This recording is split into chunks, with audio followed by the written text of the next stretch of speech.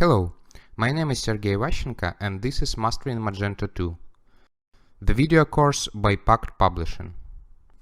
I was working in Magento team for more than 4 years in development of both Magento 1 and Magento 2 frameworks. For several years, I was sharing my knowledge and experience during various Magento events and meetups. Since the very first release of Magento 2 framework, I was working on Magento 2 websites and extensions. I actively share useful information in Twitter, GitHub and Stack Overflow. However, the most interesting and valuable can be found on my website. All my contacts can be found there as well. This course starts from creating a basic Magento 2 module from scratch, and during the course, the module will be filled with various components, starting from install upgrade scripts, models, blocks and controllers, up to console commands, web API and bunch of possible configuration files. Individual section will be dedicated to UI components library, where we'll learn how to create grids and forms and even will customize checkout interface. Finally, we'll review Magento 2 customization capabilities, such as dependency injection, observers and plugins, layout and JavaScript configuration. At the end of this course, you should be able to know everything you need to start building your Magento 2 extension. In this course, I don't assume any previous experience with Magento framework, but you do need knowledge of PHP and basic knowledge of MySQL and JavaScript to be able to get the most value of this course. Throughout your learning experience on this course, feel free to pin me on Twitter with questions or comments. I also actively answering questions on Magento Stack Exchange. We are going to start section 1 of Mastering Magento 2 course, called Basic Module Components. In this section, we are going to take a look at new model declaration, database install and upgrade scripts, and model, controller and view layer implementations. The first video of this section is New Module Declaration. In this video, we are going to take a look at module location, registration, versioning and dependencies. Here I have Magento 2 project installed via Composer and opened in PHP Storm. The correct location for a new module on development stage is app code folder. Under code directory, we should create folders for namespace and module. I will call my namespace Mastering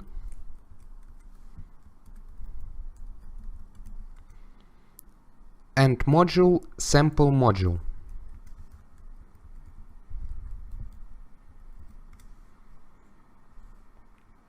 In Magento 2, all files related to a module, including code, tests, configuration and templates, should be stored inside single module directory.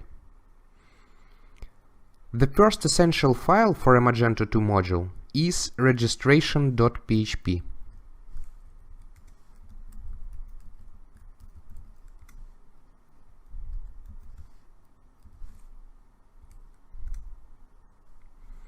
In this file, we are telling Magento about our module presence, passing type, which is module, module name, mastering sample module, and root directory of our module.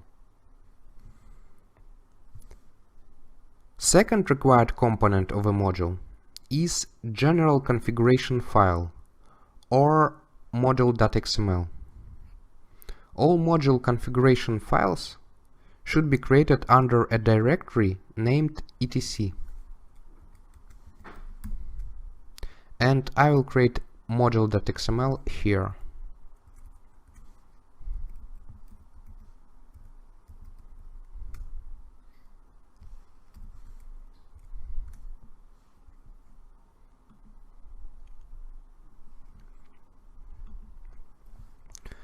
The root config node has reference to XML namespace and XSD schema. Be sure to include those references in all your XML files. Your IDE will use XSD reference for validation and, what I like the most, suggestions for node and attribute names. If you are not sure which links to use, you can always copy them from the appropriate file of any core module. However, you might already notice that the link to XSD schema is red. It means target cannot be found. Magento 2 configuration files use URN links to XSD schema. It means that reference will not work out of the box, and you have to either map it manually or generate the mapping file for your IDE.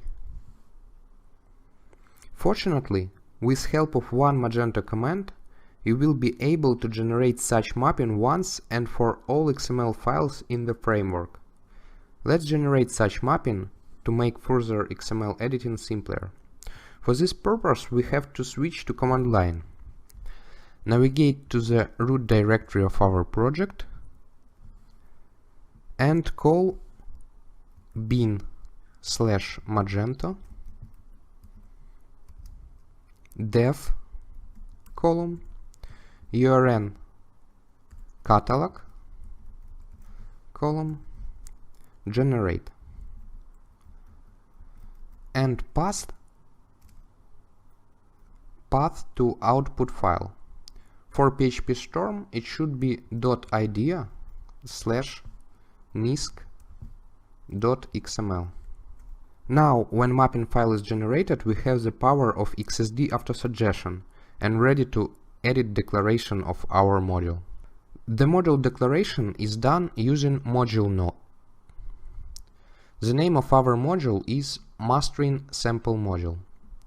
For setup version, I would like to use 1.0.0. Inside the module node, we can create sequence node to declare dependency on other modules. Just for example, I am referencing Magento catalog module as a dependency. When Magento catalog module is in sequence, Magento framework will ensure that Magento catalog is also installed. And what's more important, our module will be loaded later than Magento catalog. So our module configuration will be able to rewrite Magento catalog configuration. Now, having two essential files in place, we are able to enable our module and register it in database. To do this, we have to return to terminal. Let's enable module bin/magento module column enable and the name of our module, which is mastering sample module.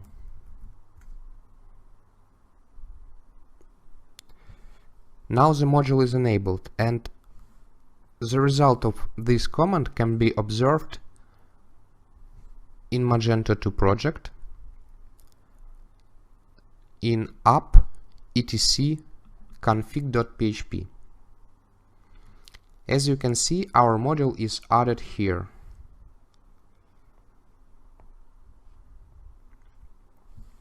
Modules in this list are not just keeping information if module is enabled, but they are also stored in sequence. So the first module in this list will be loaded first, and the last module will be loaded last. It can help to understand which module can override configuration of which. To finalize module registration, we have to run database upgrade. So back to command line, bin magento setup upgrade. This command will go through all modules and apply database upgrades if required. and update version in setup module table. Let's check this table in our database. I will open database console in PHP Storm.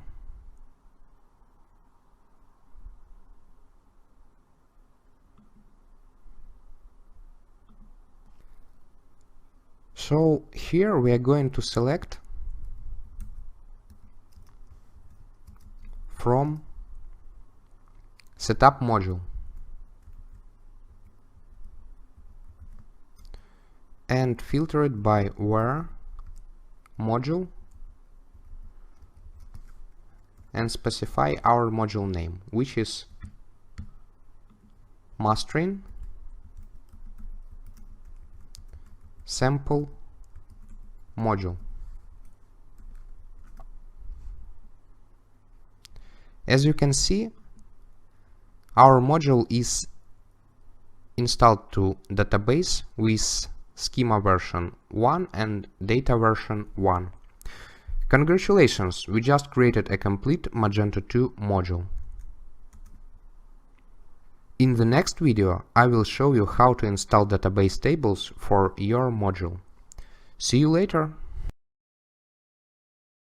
We are continuing to learn about Magento 2 module basic components. Today we are going to talk about database install scripts. This will cover install schema scripts and install data scripts. Let's go to PHP Storm.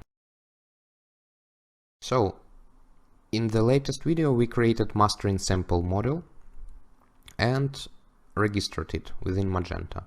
Now we are going to add install data scripts for this model so it can have its tables in our database. Install data scripts should be located under setup folder of model directory, and the convention for naming of install schema scripts that will create tables and columns for your model is install schema.php.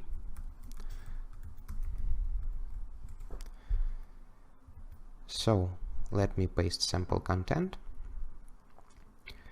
As you can see, install schema script should implement install schema interface. That actually is just implementation of one install method that accepts two params: schema setup interface and model context interface. So schema setup interface is providing us all functions we need to work with database, while model context interface is providing us information about our model. Currently it's just a version of the model installed to database. So this context is more useful in upgrade scripts, and we are not going to use it in install scripts. Let's create a table for our model. So it will be table. We are going to create a configuration of our table and assign it to table variable. First thing we have to do is to get a connection from setup interface. The connection is actually an adapter interface and is an adapter for our database. From connection we can create a new table and pass a table name here. Actually, first thing I'm going to do is to get table from setup and pass the name I would like to use there. Let's say it will be mastering sample item. I'm going to store sample items there. I have to call getTable method in case Magento configuration is using some prefixes or any other customization to table names. So this function will resolve the naming for our table name. Now I can add some columns. The first column I would like to add is an ID column of type integer, table type integer. table is actually a dbddl table instance, sorry, class, and the type constant here is representing just a type of data in MySQL database. The third argument is size of a field. For this particular field I would like to use default size, that's why I am passing null. And the next argument is options. As for ID field, I'd like to say that this field is identity. So identity true. I would like this field not to be null, that's why it's nullable false. And this field is definitely primary. So primary true. Let's add another column. This column will be name of type text. So table type. You can see all types here as PHP Storm will tell you. So we need type text. Let's give it the size, the maximum size of text field in MySQL, which is 255. I would like this field to be also not nullable, so nullable false, as there is no sense of having item without any name. And let's actually add a comment for this field saying item name. So the last argument is the comment that will be used in database. And I also think I would like to add some comment for the first field, saying item ID. That's it for columns. Additional thing I would like to think about is adding index for a table, because index can increase performance of requests to this table just a bit. So I'm calling addIndex method, and I'd like to generate index name. For this purpose I will call setup get index name, pass our table name to this method. I'll just copy it from the original declaration, and the second argument is a field, actually an array of fields, and I would like to create this index for name field, as ID as a primary field will be under index already.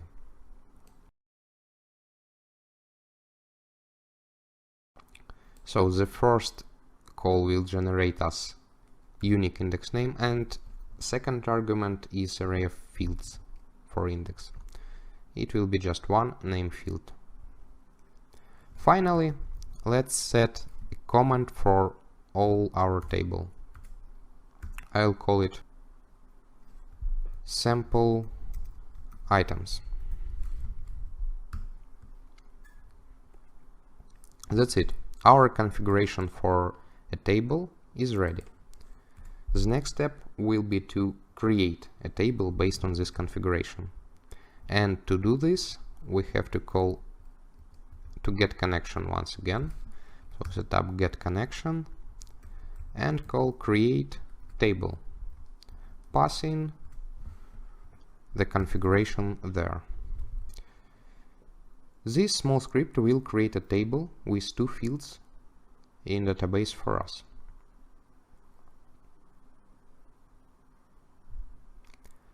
But sometimes we want to also fill our table with some basic data, just some default data for installation. In this case, we have to create install data script. So let's create another file under setup folder. It should be called install data.php, and I will paste sample content. As you can see, it's pretty much like install schema. However, it's implementing install data interface that provides install method with model data setup interface and model context interface. Actually, model context interface is the same argument as in install schema, and model data setup interface is also almost the same as model schema setup interface. It provides us functions necessary for work with database. So let's add a couple of items to the tables that we are creating in install schema script. So as usual, we are getting connection from setup get connection, and we would like to insert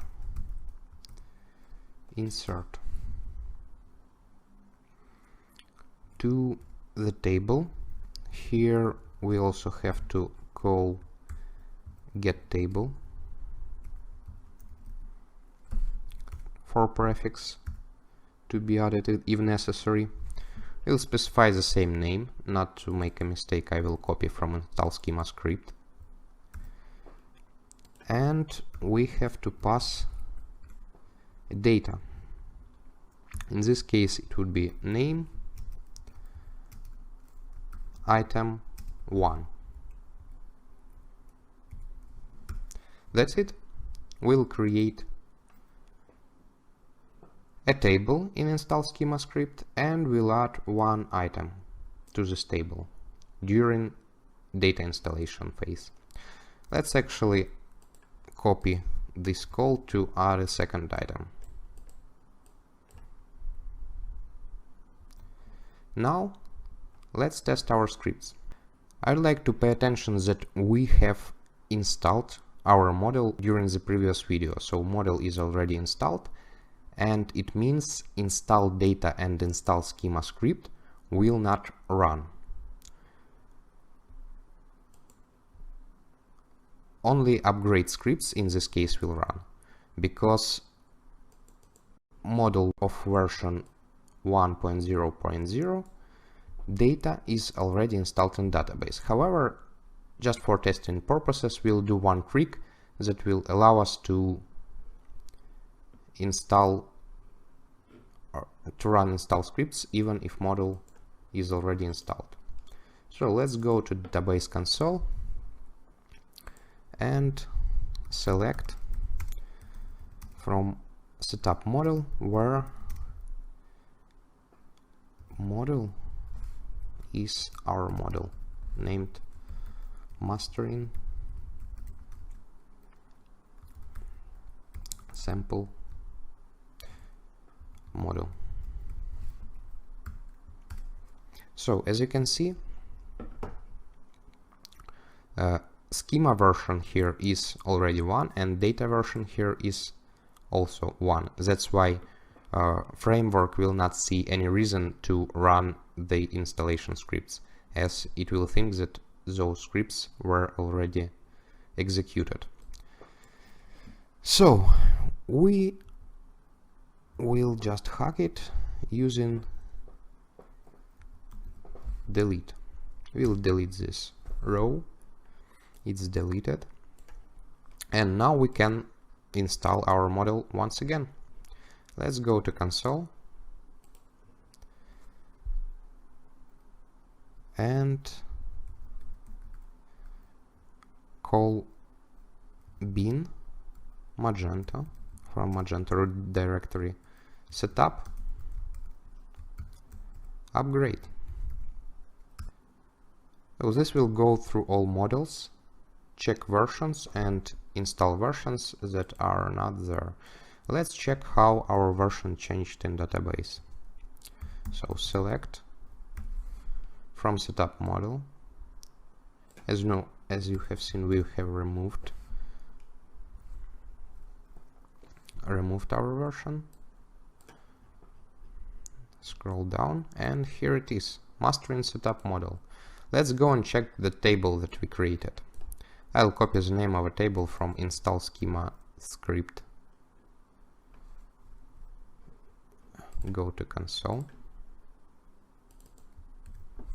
Select from mastering sample item. As you can see, the table is created with ID, name, and 2 items inside. Thank you for your attention. The next video will be about upgrades of existing installed models. See you! Today we are going to talk about database upgrade scripts. This video will cover upgrade schema and upgrade data scripts. Let's go to PHP Storm. So in previous video we created install data and schema scripts for our sample model, and we created mastering sample item table with just one name column and added 2 items to this table. Today we're going to create upgrade scripts to add more columns to this table and to populate these columns with data. So the correct name for upgrade schema script is upgrade schema.php. So each install and upgrade script should start with start setup and end with end setup calls. This helps Magento framework to understand how correct your script run. In upgrade schema script, we are going to add a column to database table created earlier. So let's do this. We are getting connection from setup instance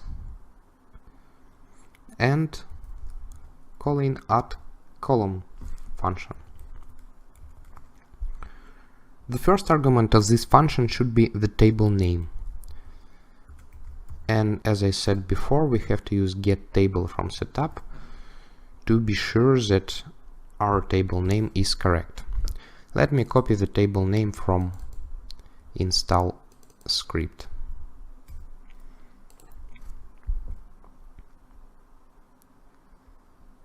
Now we are going to specify the column name, and the column I would like to add to our table is description. And let's specify the configuration of this column. So the type of our field will be text. So table Magento framework DB DDL table type text. This field is nullable, as not all items will have description. And let's specify the command for it, and it will be item description. The default size for type text will be 255 characters. I'm okay with it. That's actually it. This should add description column to mastering sample item database table on upgrade. However, we would like to track the version when this code will be executed. So we have to add additional condition here. For this purpose, we are going to use version compare native function of PHP and get version from module context interface passed to upgrade function. Let's get context, get version, and let's say that if the version is less than 1.0.1, then the script should run. if the version is 1.0.1 or more, it means that this particular upgrade script was probably run, and we do not need to run it again. So basically, this condition should be added for each upgrade of your model. Now we are going to create data upgrade script that will add a content to item description field. And the name for the script is upgrade data.php.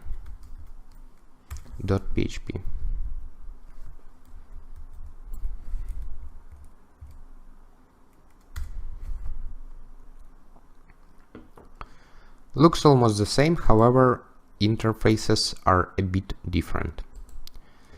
And here I'm going to update existing fields with new description. So I'm calling setup get connection update.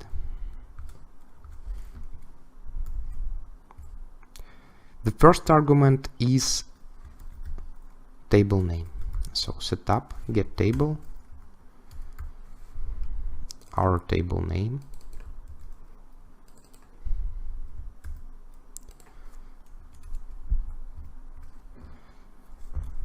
let me align it properly. The second argument is data to update. So we would like to set description to some value like, let's say, default description.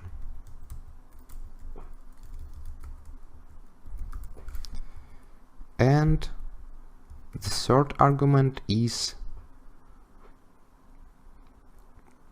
condition. So where to create a condition, we can use connection quote into function. This will be ID equals to question mark and the argument that will be put instead of question mark. Let's say in our case it will be just the first item. So this script is going to add a description for the item with ID that equals to 1 to master and sample item table. As we created description as nullable field, the second item can have null description. As in upgrade schema script, we have to check the version of our model. So let's create the same condition. Let's call compare version PHP native function and get version from context. Compare it with the next version, actually the current version that we are developing of our model, and specify less than. Put our script inside the condition, and now we are ready to go. As we specified the new version of our model in database upgrade scripts, let's specify it in the model setup version to be consistent. Now we are ready to run an upgrade script. Let's do this from command line.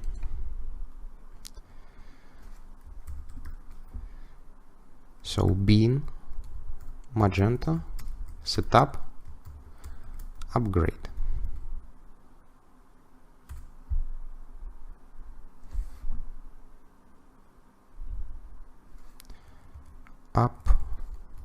Great, sorry.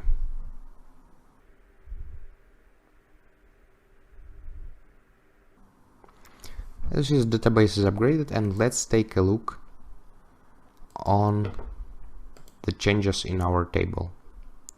So I'm opening database console, and I would like to select from our table is mastering sample item. As you can see, the description column is added to our table, and the first item has default description specified. Thank you for your attention. That was it about upgrade scripts, and the next video will be about model layer. See you soon. In this video we are going to talk about model layer.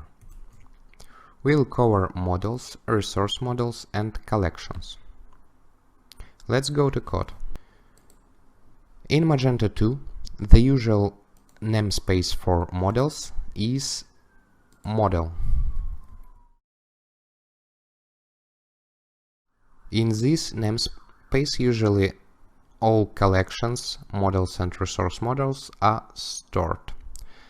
And the most basic entity in this namespace is resource model, because it's communicating directly to database. The common namespace for storing resource models is resource model under model namespace.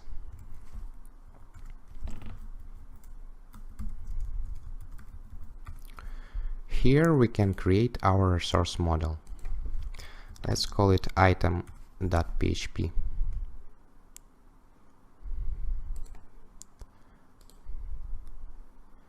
Oops.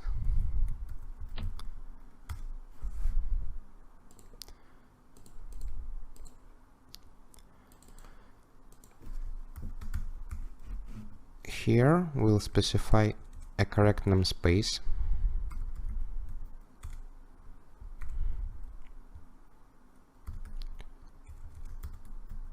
Mastering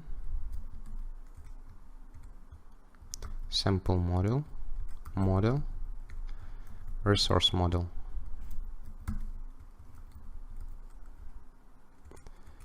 and class called item. As it is a resource model, it should extend abstract DB class from Magento framework model resource model DB. The only thing required for resource model to work using default behavior is implementation of protected function underscore construct. In this function we would like to call init method underscore init, specifying the table where this resource should load and save data. Let me copy it from our install script. And ID field name to be able to identify instances. Then we are going to create a model, one namespace up. Let me copy the namespace from here and create a new PHP file called item under model namespace. Let's call it the same as item, but the model should extend abstract model class.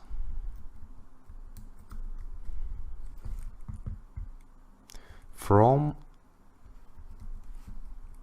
Magento framework model namespace. Abstract extensible model can also be used.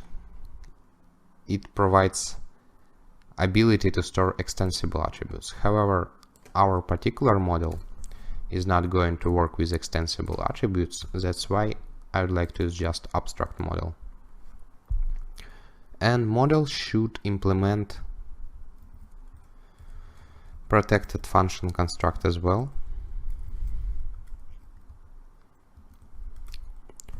where we're going to call init function with specifying our resource model. Let's find it and use construct class to pass it as string. That's it. Actually, it would be a good idea to implement also setters and getters for all fields in a model. However, it's not required, as we can always use getData and magic getters and setters from Magento data object. So I will not create it here. Now let's create a collection. Collection is actually a resource model. Let me fix a bug here. And all collections should be created under resource model namespace. In this case, I'm going to create an item namespace inside resource model, where all resource models related to item will be stored. And create a file named collection.php. I will copy namespace from resource model as well.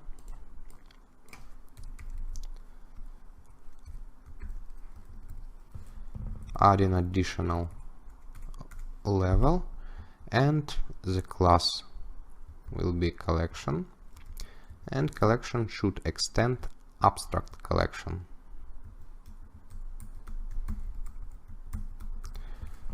Abstract collection from Magento framework model, resource model, db collection namespace.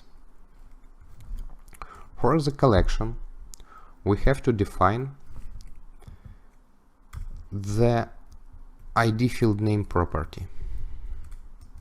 That is just ID in our case. And we have to implement underscore construct protected function, where we can identify the model and resource model for this collection using init function. So here I would like to pass model first, be item from mastering sample model namespace, and resource model second. Unfortunately, we cannot use the same name for resource model because it's already declared. That's why I'm going to update the uses. Use resource model item as resource as item resource. And now we can use it in the init function. Item resource class. Let's make it look a bit better. So that's basically it.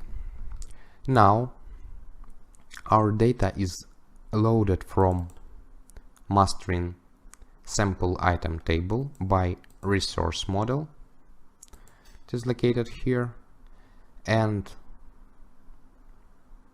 we are able to create models, that is using resource model to load data, and we are able to work with collections that are using both resource models and models. How we are going to use this model layer, we'll talk in our next videos. And the next video will be about controller layer. See you soon. In this video we are going to take a look on controller layer in Magento 2. In this video we will cover routing, front-end controllers and back-end controllers. First thing we're going to do in controller layer implementation is routing configuration.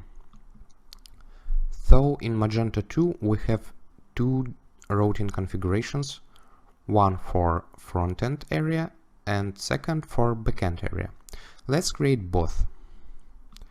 In Magento model configuration folder, etc, we are going to create the folder named as the area that we are going to configure. And let's create front-end first. Front-end, and configuration file for routing should have name routes.xml.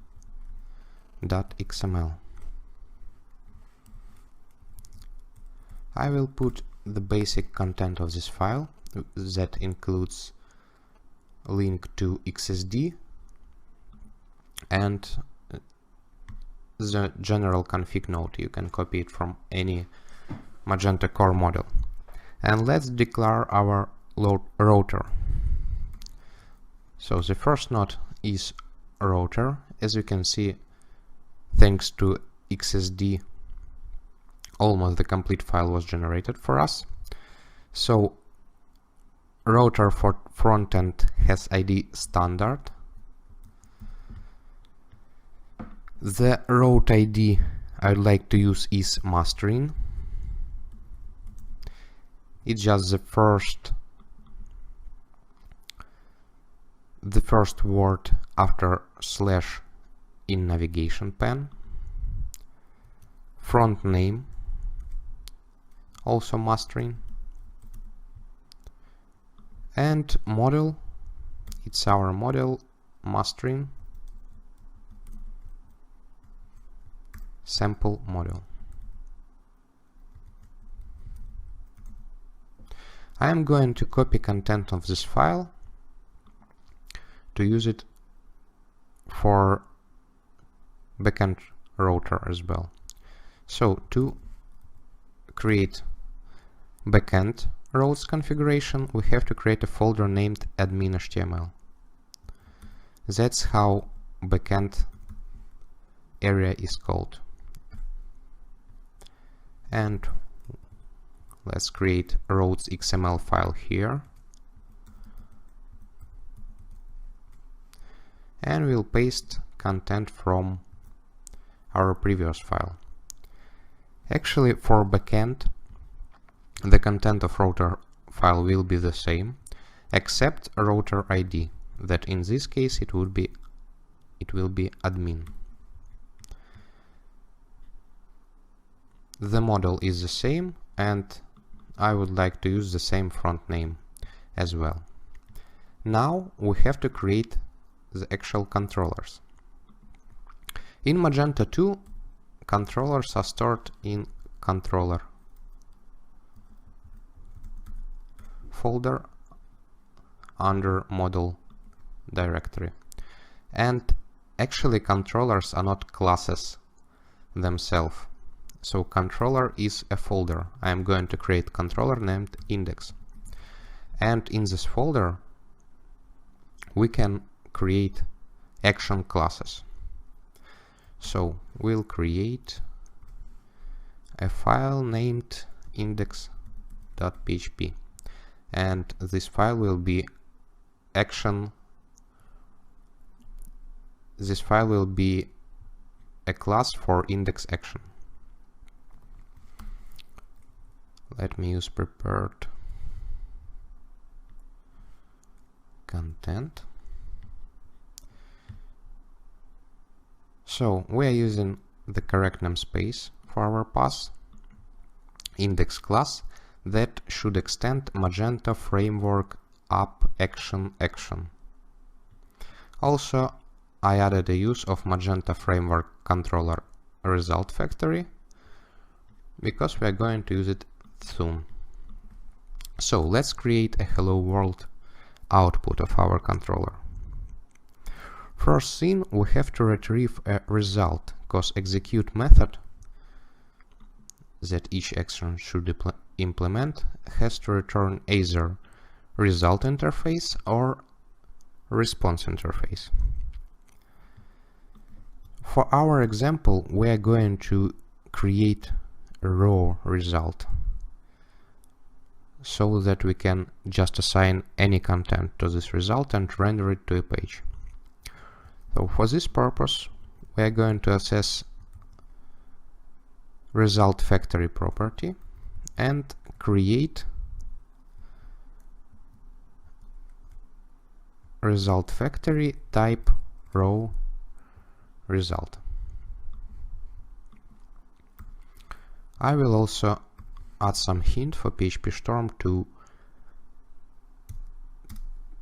highlight methods of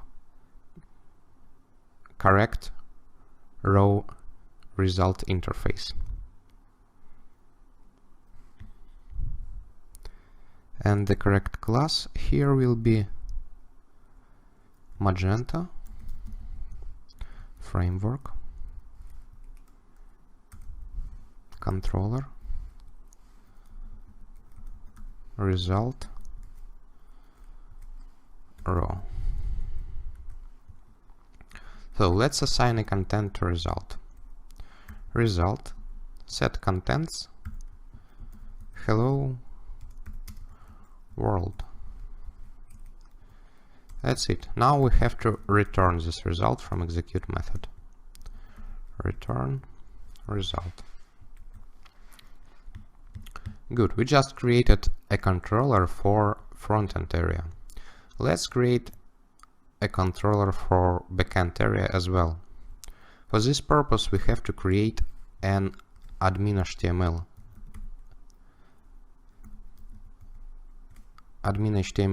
directory under controller namespace. And here we can create controllers for backend area. So controller index and action index.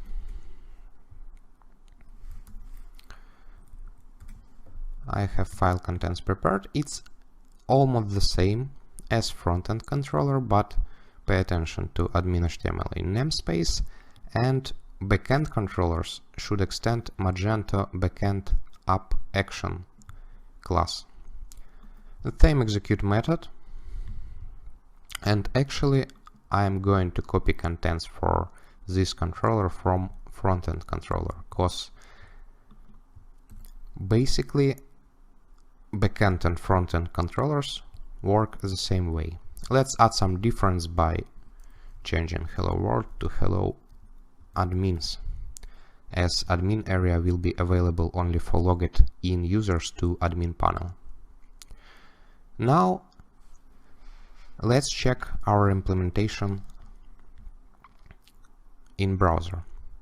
However, first thing I would like to do is to flush Magento cache. So let's navigate to Magento 2 root project directory and call bin Magento cache flush.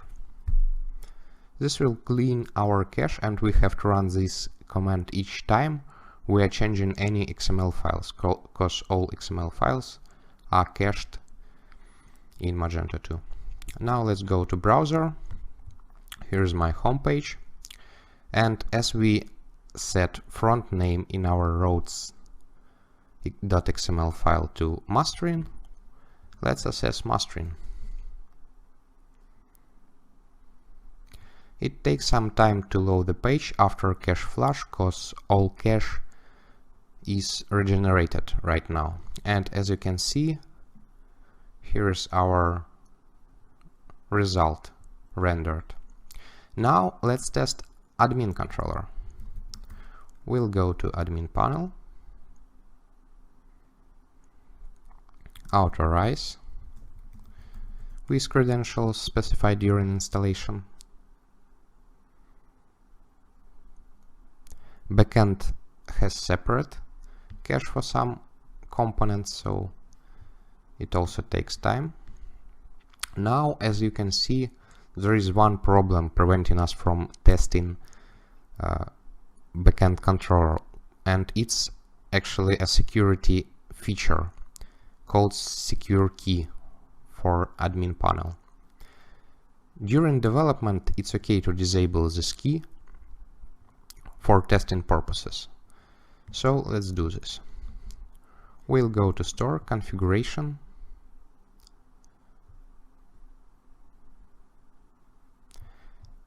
Advanced Admin, Security, and add secret key to URLs. Uncheck use system value and change the value to no. Save config.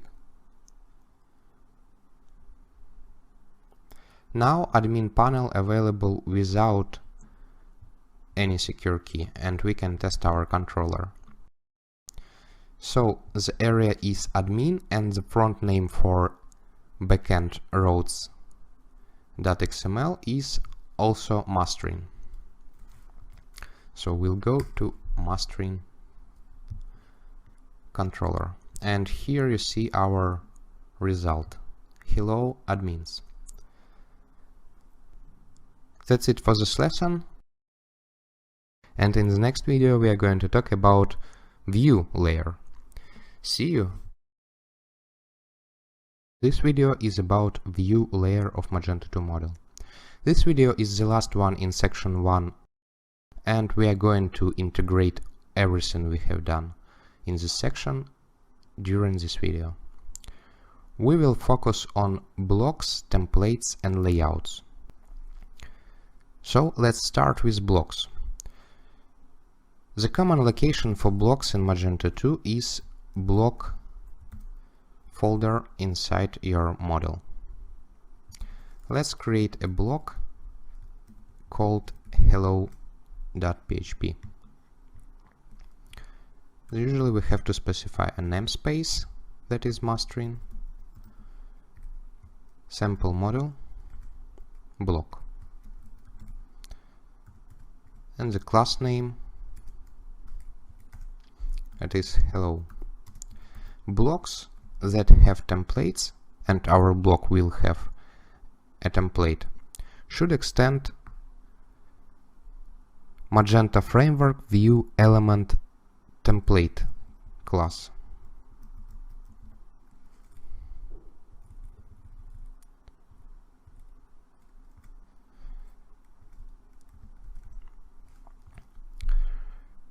I would like to render our items collection created earlier in this block. That's why I would like to use the collection that we created. And the correct way to use collections in Magento 2 is to add, using dependency injection, a collection factory to your class. We'll talk about dependency injection in Magento 2 in later videos in more details. Right now I'll just show you how it works. Let's define a construct function. As our class has parent, we have to call parent construct as well, and we have to pass arguments of construct function to parent class. However, we will add additional dependency to construct method of our function. And first, let's specify a class of our items collection. It was mastering,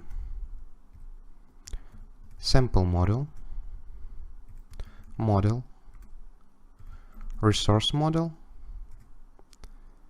collection.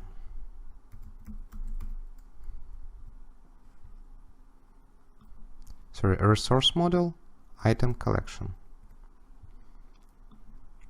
Magento 2 will generate a factory for any class if you will add factory suffix for any class, and we are adding this factory suffix for our collection class name. This factory we are going to put using di to our constructor. Let's call the variable collection factory, create a field in our class,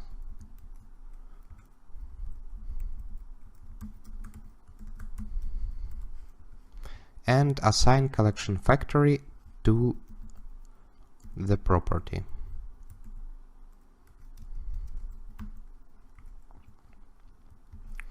We will need collection factory to avoid reusing of collection class that can be used before our block. Now let's create a method that will return items for our template. Public function get items.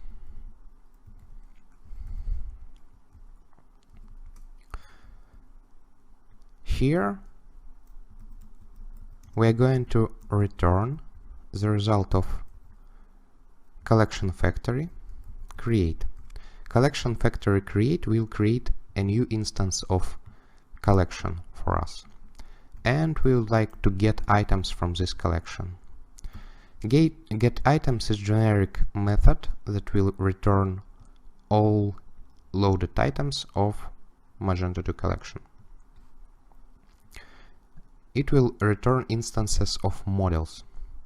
So let's add a PHP doc for get items method for PHP Storm to help us with highlights in template. So our model class is mastering, sample module, model, item.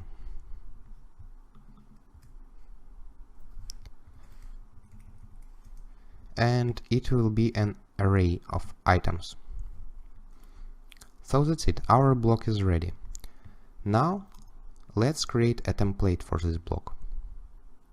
Template is part of view of design components of Magento 2 model, and such components are located in view folder.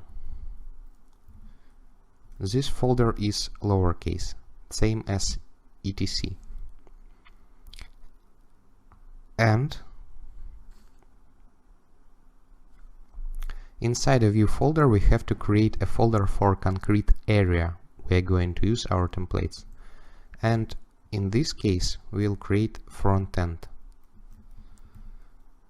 folder, because we are going to render our template on front-end.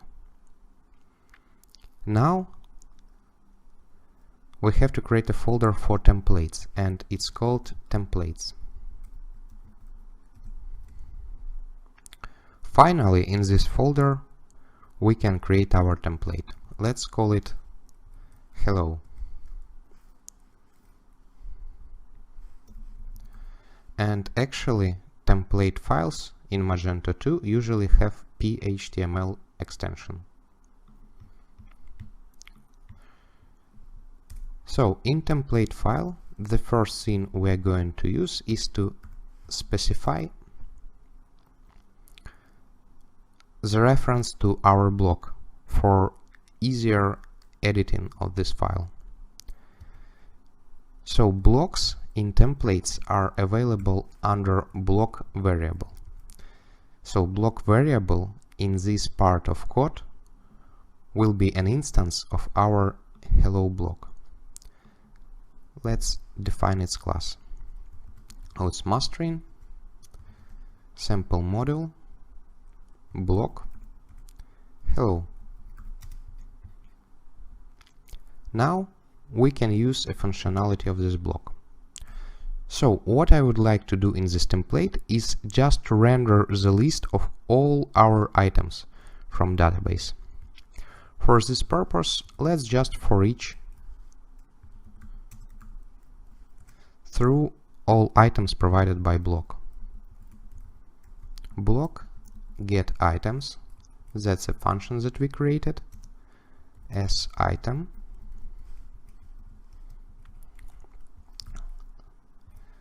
Let's render it inside just p tags. And here I want to output item name and item description. So first PHP here item get name.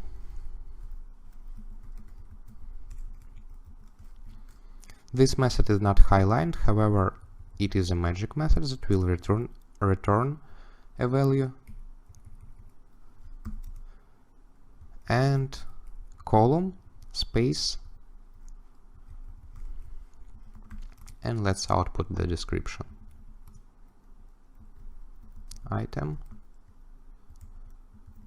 get description.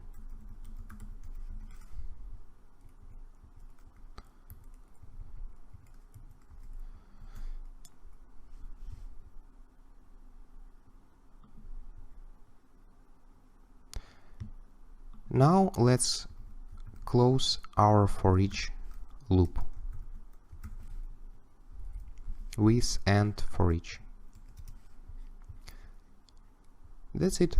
This template is going to for each through all items provided by block and will render in separate paragraph each item name and each item description. Finally, we have to create a layout to combine block and template and to paste it in correct place on a page. So for layout, we'll create a folder inside a frontend directory, and it should be called layout.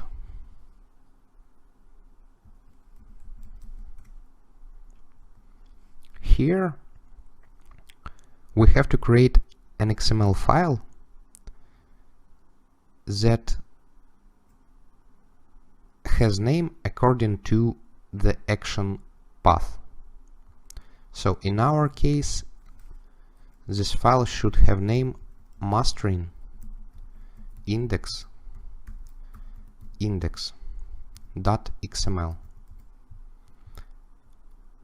This name is based on routing front name, as we specified it in our routes.xml mastering.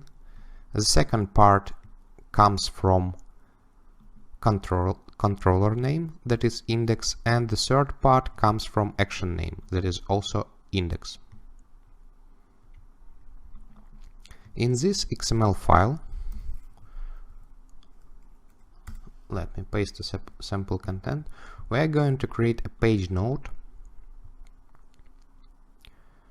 with XSI and XSD declarations that you can copy from any other layout. And one thing you have to pay attention at is layout type. Here it's one column.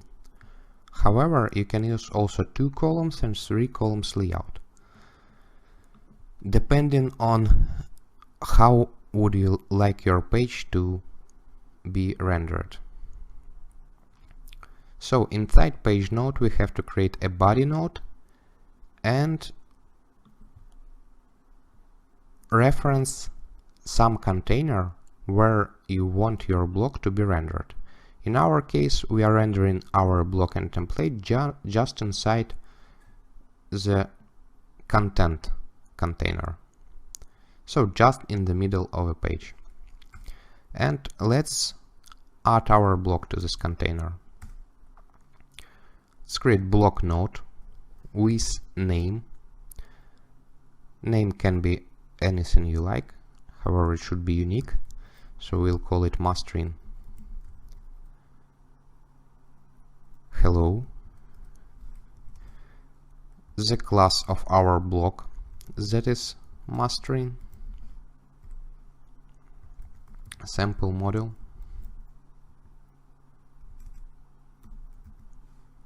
block hello.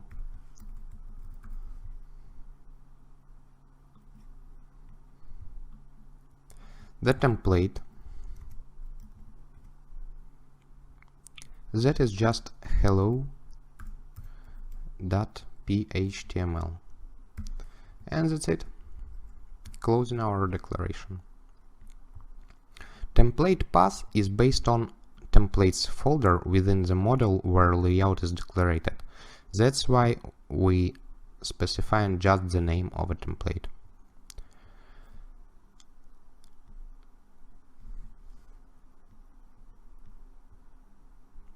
So that's finally it. Let's check our implementation on frontend. But first, we have to clean cache because we added a layout. Bin Magento cache flush.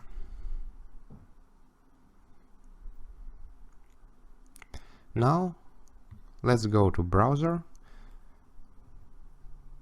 and add a mastering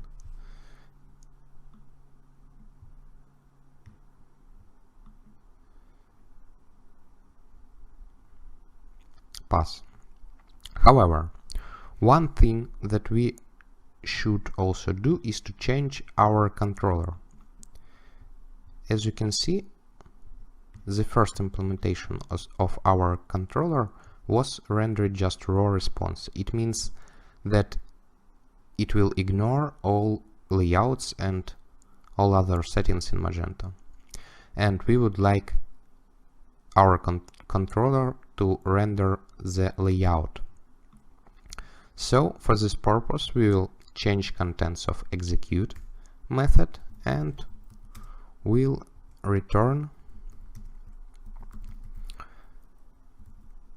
result factory create result factory type page in this case.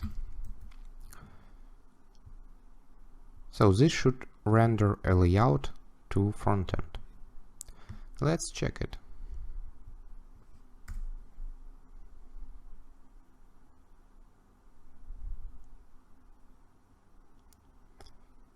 After cache flush, all cache in Magento is regenerating, and as you can see, our items are rendered to the content of one column Magento 2 page. Item name is here, then column space and item description. If you remember, item 2 doesn't have a description, so empty string is rendered here.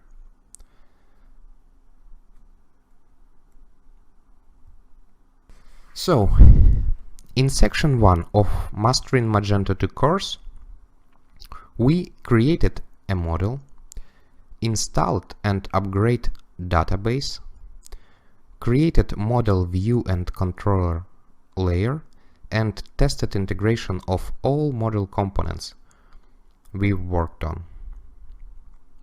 That's a great job!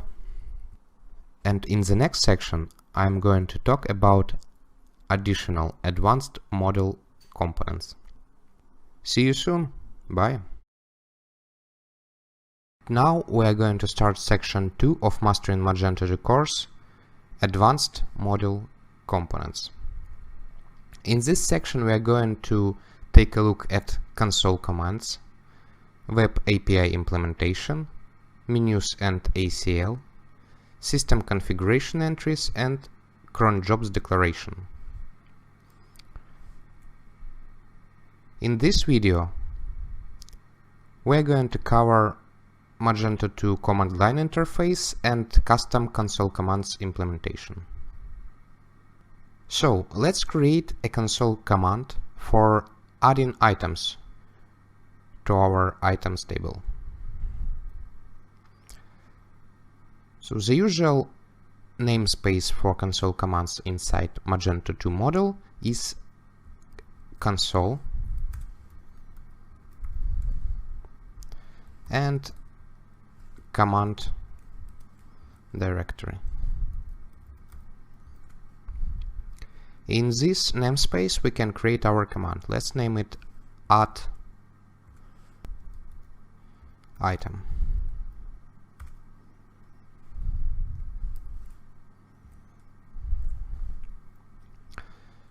So Magento uses Symfony component console for implementation of its commands. So we are importing some Symfony components here to use it for our command implementation. And each Magento console command should implement Symfony component console command should extend this class.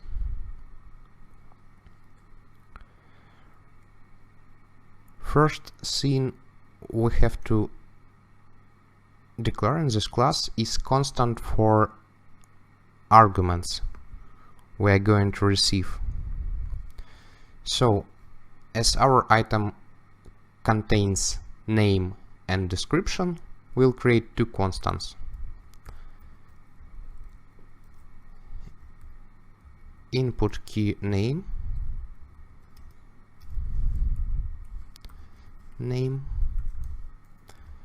and second constant input key description.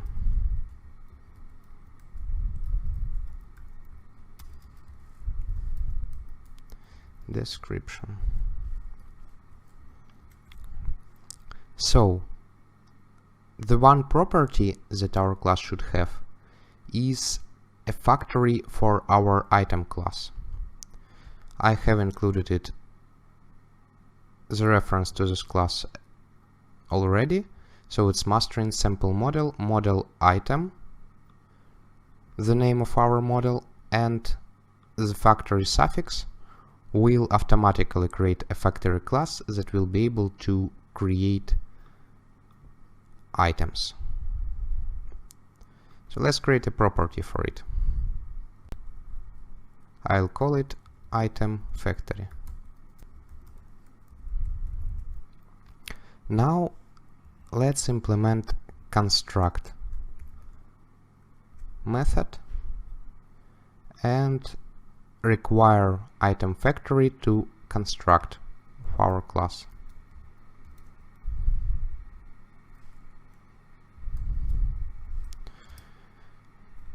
So that it will be provided by dependency injection. And assign the item factory to the property.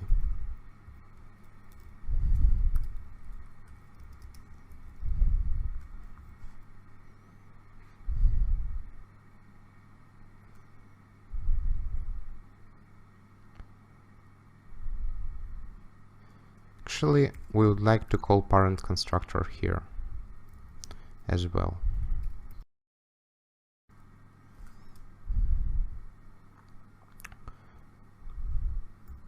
So parent constructor from Symfony components is accepting name, but it's an optional param, and we are going to specify it later during configuration of our command, so we are not pathing anything here.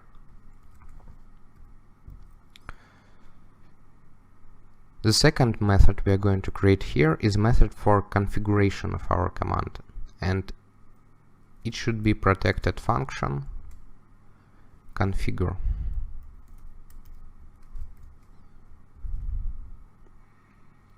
Here we can set the name of our command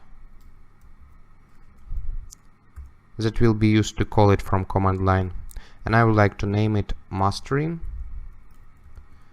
item add. Also, we have to specify arguments that we are going to use with our command, and the first argument will be name. We are going to use created constant. The second one is mod, and we are going to say that our argument is required. So we are using constant of Symfony component console input argument and required. And the third argument would be a command for this argument. The command will be just item name. Let's add second argument the same way. It will be description As you remember, description is not required for creation of our item, so we will set it to optional argument, so that we can create items just with name. And the comment is item description.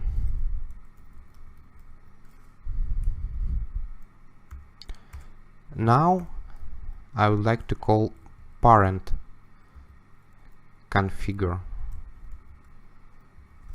method to finish configuration. So our command now is configured and accepts 2 arguments. Let's add implementation of this command.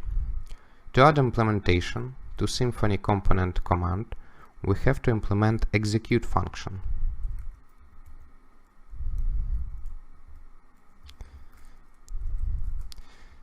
This function accepts 2 arguments, input and output. So the first one is input interface,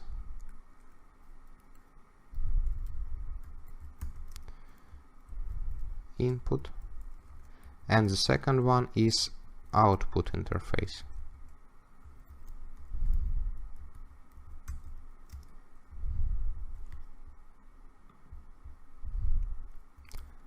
Output.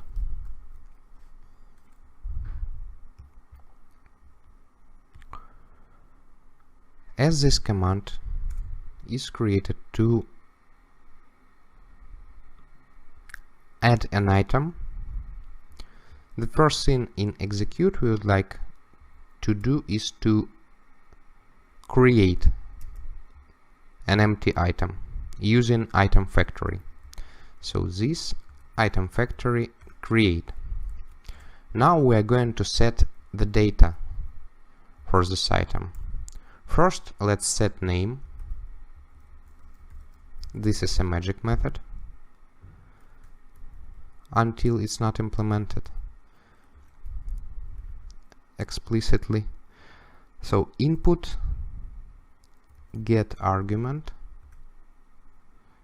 and we are going to get our name argument using the constant for reference. And let's do the same for description. So item set description,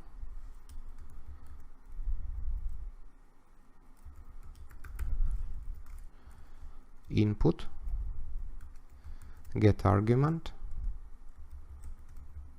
description.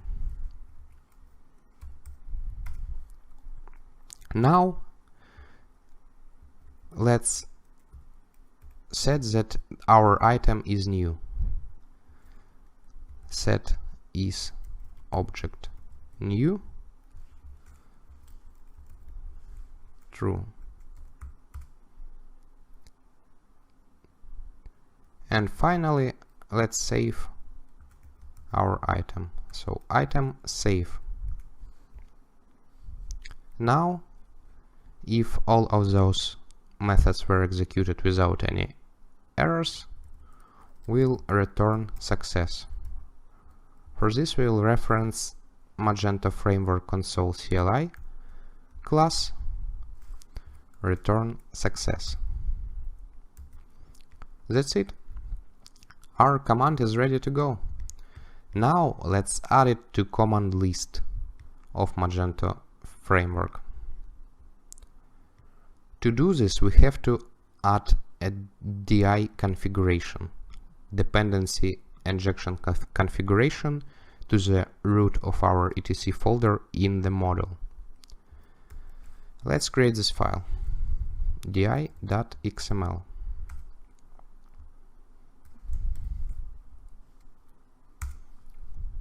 So I am adding parent node from buffer, and here we have to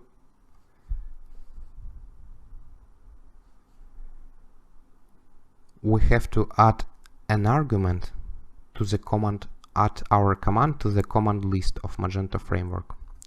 DI configuration lets us to do this.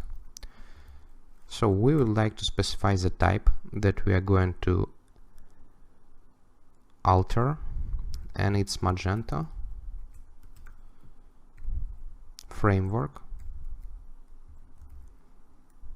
console command list.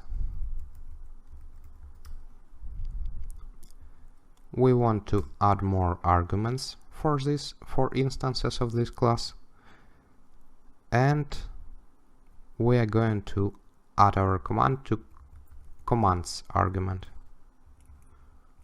Commands argument is of type array, so we are specifying XSI type array,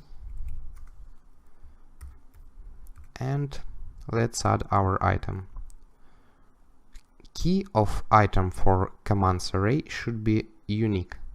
That's only requirement. And I'm going to set it to mastering add item.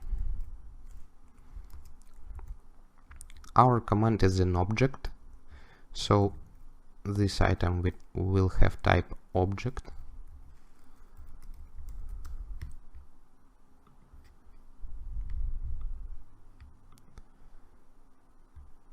And here we have to specify our class. It's mastering, sample module, console, command, add item.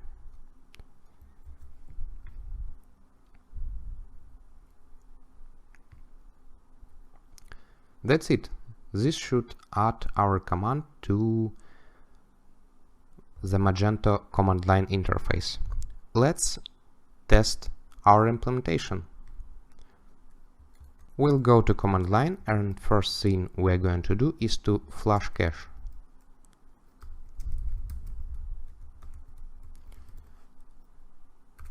To refresh the configuration for our new file. Now let's check available commands from bin Magento.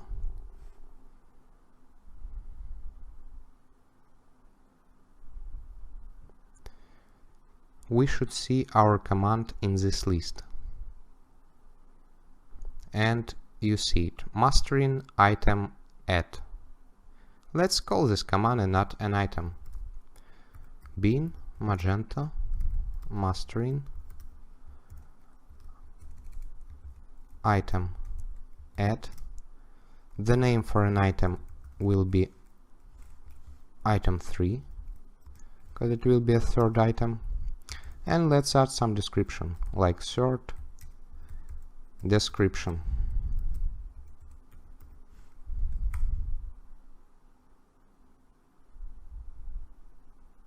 Okay, it looks like our item is created. Let's check it using the page that we created in previous video. Let's go to browser. As you can see, here is the result of our front controller, and we see two items. Let's refresh this page. Okay, and you see the item added from command line. Congratulations, you just created a Magento command. Thank you for your attention, and the next video we are going to talk about scheduling cron jobs. See you later. In this video we are going to talk about scheduling cron jobs, and we'll take a look at cron jobs configuration and Magento cron command.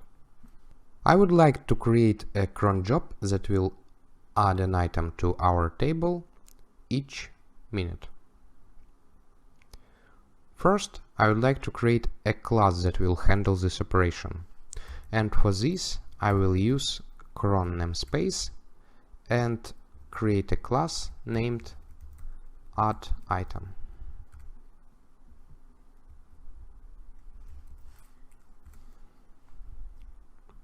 For purpose of adding item, I would like to create property called item factory, and I would like to get this item factory by dependency injection.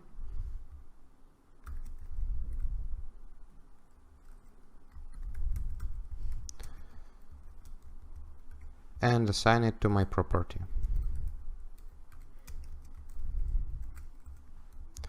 Now I would like to create an execute function that will actually create our item. And I'll create item from item factory, set name, which will be scheduled item, and set a description.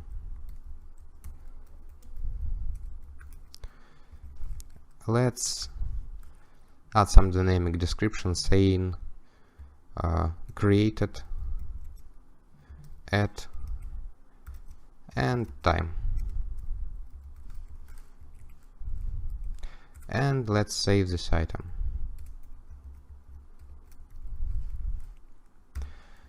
So it's a simple operation. Now, to execute this operation by schedule, we have to create a cron tab configuration. We go to etc folder of our model and create cron tab.xml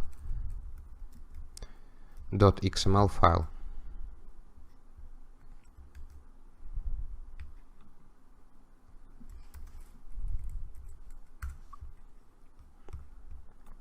I am pasting config node, and here I would like to select a group of cron jobs. By default, Magento has default and index groups. They are configured separately. However, my action is not kind of index, that's why I am using default.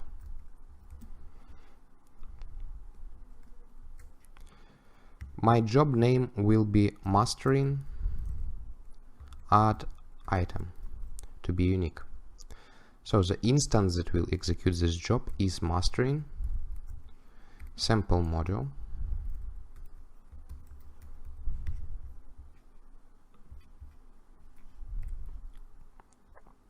cron add item. It's a class that we created, and method was called execute, if I remember correctly.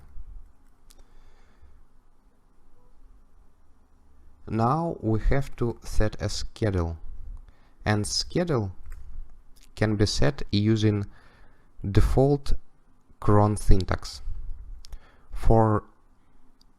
So the cron expression for running the action each minute will be 5 stars separated by a space.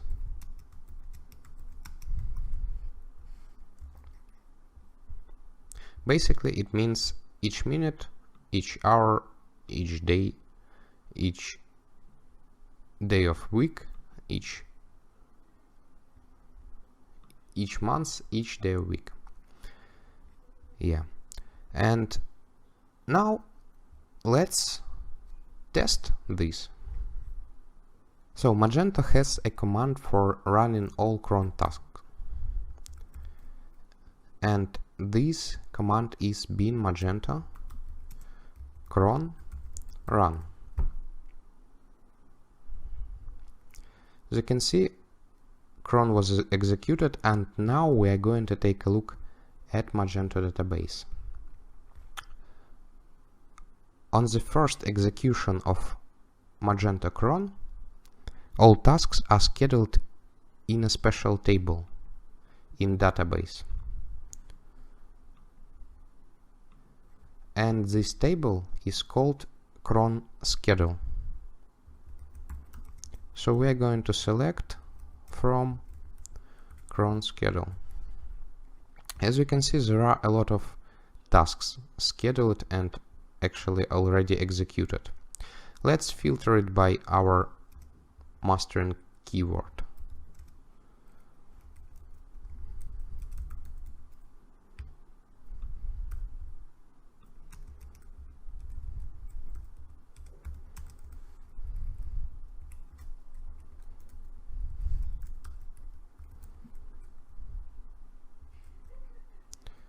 As you can see, no jobs were scheduled. Probably we are not in this run. So let's run it once again.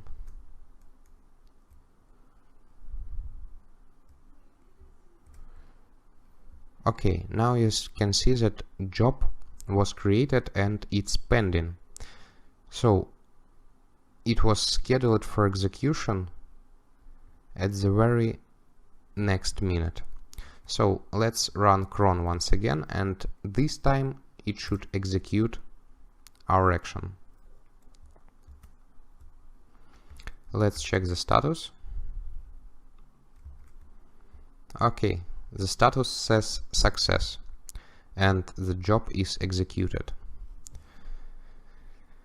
Now let's go to our page with items and check it.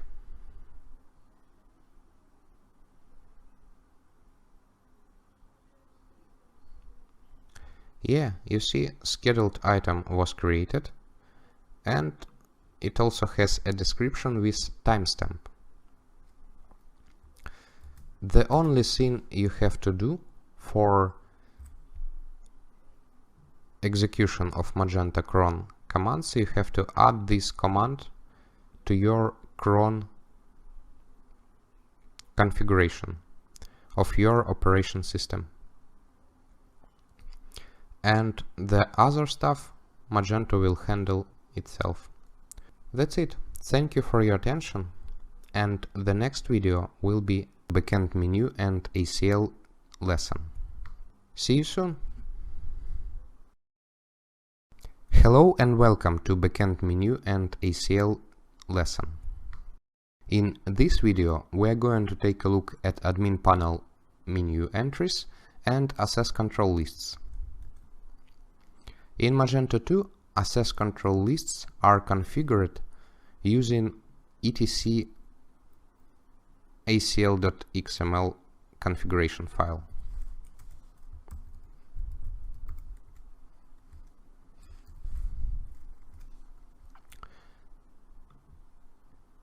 The root node of this configuration file is config, second node is ACL, and the entries to ACL configuration in Magento 2 are called resources.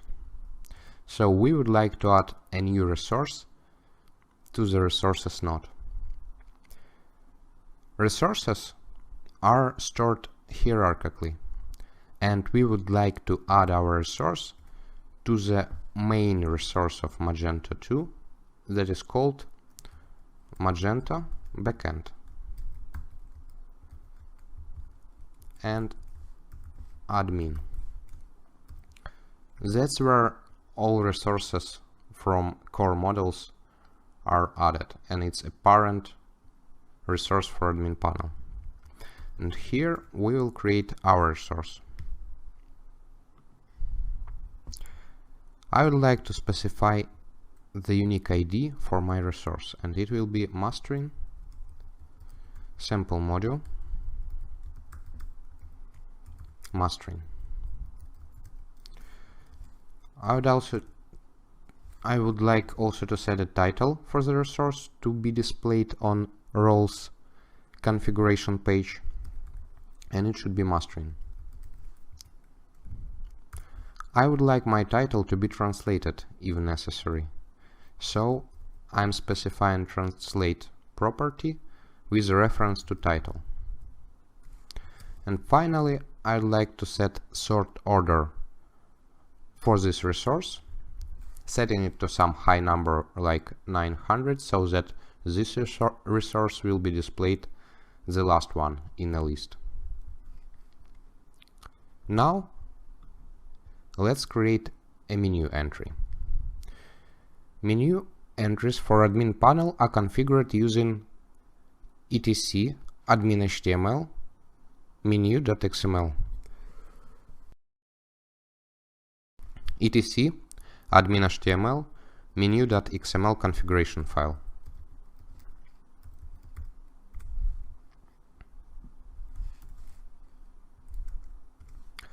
The parent node is config as well, second node is menu, And here we can add our menu entries using add node. So I would like to set my menu ID to mastering sample module, mastering,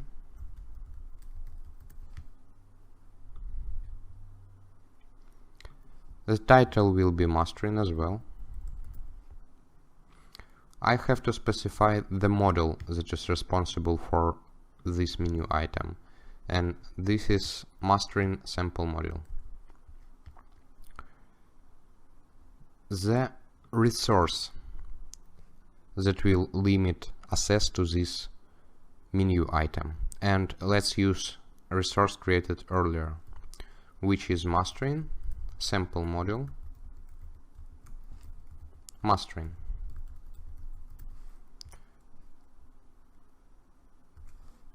I would like to translate title of menu as well, so translate property with reference to title, and sort order, high number as well. That's it.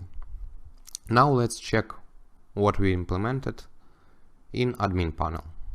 But first let's clean cache, because we have updated XML configuration. So bin Magento cache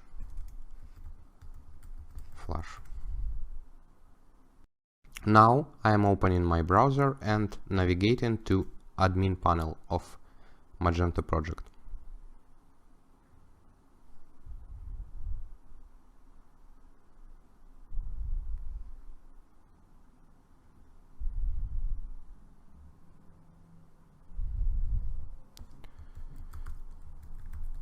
Specifying my credentials created during installation. Now let's take a look. Our menu item is the last one in the menu space, and we can see ACL resources if we'll go to System, Permissions, User Roles. Here I have only one user role by default, but let's try to create a new one. So while creation a new user role, you have to specify a role name, your password, and select resources where this role can have access. And as you can see, we have our resource here at the end. So if I will select this resource, then the user that will have this new role assigned to it will see the menu item and all other items protected by ACL resource.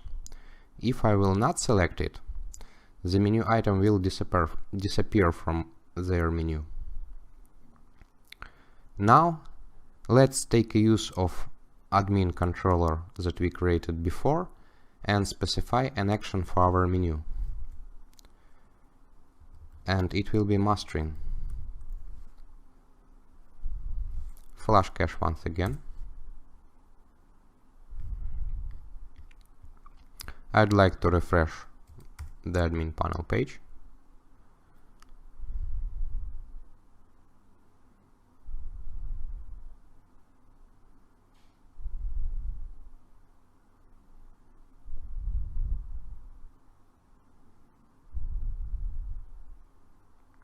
And test that mastering menu should open our hello admins controller. And here it is. Thank you for your attention, and see you in the next video, which will be system configuration. Hello and welcome to system configuration lesson. In this video we are going to take a look at system.xml and config.xml configuration files. Also we'll talk about assessing system configuration values. In Magento 2, system configuration can be populated using etc admin HTML system.xml file. I have created a system.xml file for you, and I will explain what I've done here. So the root node is config, the second node is system, and inside I created a new tab for system configuration. This tab is named mastering and should be located at the very bottom of system configuration. The label is translated when the location is switched. Also, I created a section named mastering as well, and this section is visible only in default scope. This section was added to mastering tab and was restricted for viewing only for users who have access to mastering sample module mastering ACL resource.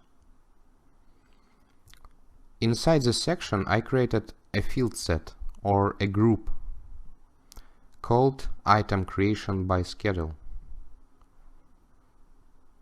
This group contains of two fields. The first field is a select that has basically two values, yes or no, and it's achieved by using Magento config model config source yes no source model. The label of this field is enabled, and the sort order of this field is 10. That makes it before the second field with sort order 20. The second field is cron expression. This field is of type text and has a label @item cron expression. So, as you might guess, I created this system configuration to manage the cron job we created earlier in this video set. And using this system configuration, I will be able to specify the cron expression and enable or disable adding items by cron schedule. Now let's create the basic values for these configuration entries. To access this configuration, we have to remember the path for configuration value, and this path is created using section ID mastering. The second part of path is group ID general, and the third part of path is field ID. For the first it will be enabled, for the second it will be cron expression. So now we will specify default values for those fields, and for this purpose we will create config.xml file inside etc directory.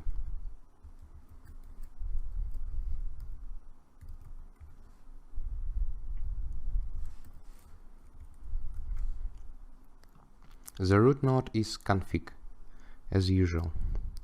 Now I would like to specify default values for default scope of system configuration. That's why I am creating default node and using the path from system.xml to specify the values. So the section ID is mastering, the group ID is general, and we have two fields. The first one is enabled, and the second one called cron expression. Let's disable the functionality by default, and default cron expression will be 5 stars. separated by spaces, which means cron expression will run each minute. Now we are going to use our configuration in the code. The cron expression can be used from cron configuration without any implementation on PHP side. So to use the configuration value for cron expression in cron tab configuration, we have just to open crontab.xml file and change the hard-coded schedule here to config path, and the path in our configuration, it will be mastering general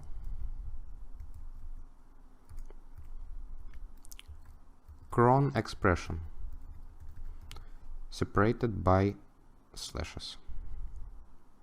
Now the job cron expression will be loaded from mastering general cron expression config value.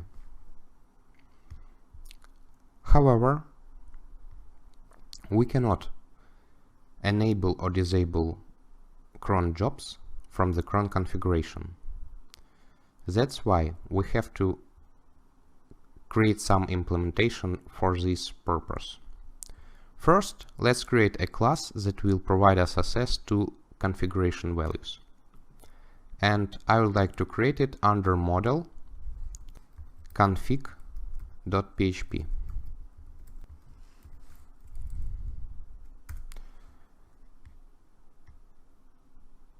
So I prepared a simple implementation of this class. Basically, you can access system configuration in Magento using Magento framework app config scope config interface.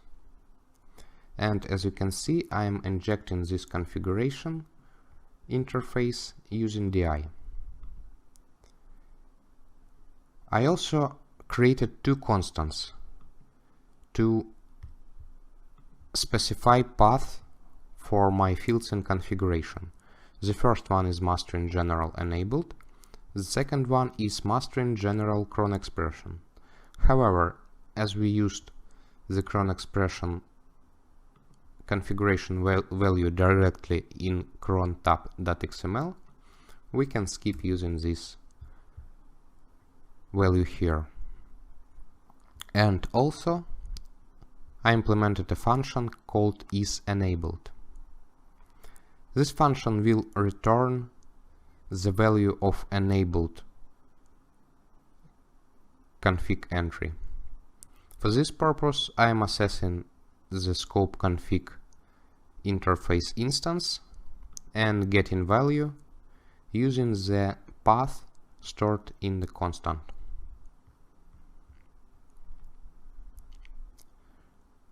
The last step is to use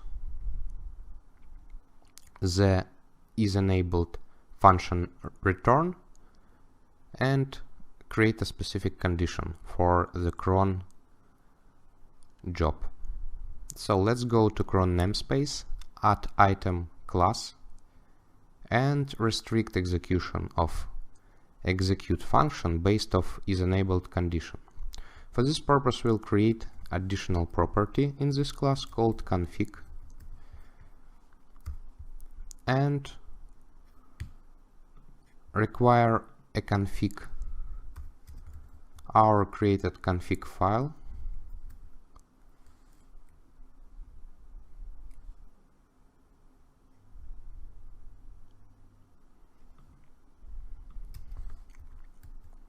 to the constructor. We will use a short name in constructor and will specify the full path in uses. So it's mastering sample model config, and we'll assign config to config property of this class. Now in execute function we can add a condition. If this config is enabled, then we will add a scheduled item, and we'll do nothing if the config is disabled. That's it. Now let's take a look on configuration we created in admin panel. First thing, as usual, we are clearing cache.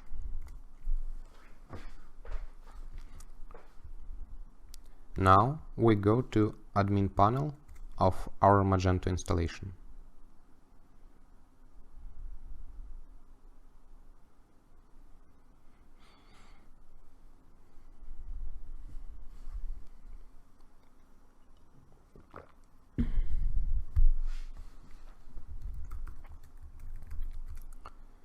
I'm using credentials from installation.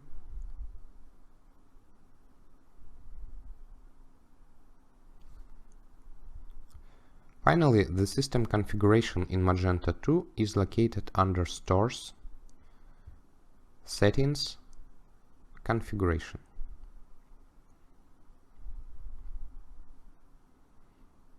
Now let's find our tab. And here it is. It wasn't the last tab, probably because Services and Advanced tabs has bigger sort order. However, we have our tab, our section, our field set, and two fields. As you can see, the value enabled and cron expression are pre-populated from config.xml file. Now we can enable the configuration and change cron expression, like running each 5 minutes instead of 1 minute. And we'll save this configuration. When this configuration is saved, values are saved to database and they are loaded from database instead of config.xml file. Thank you for your attention and see you in the next video. Web API implementation. Hello and welcome to Web API implementation lesson. In this video we are going to take a look at data interfaces, repositories, dependency injection preferences configuration, and Web API configuration.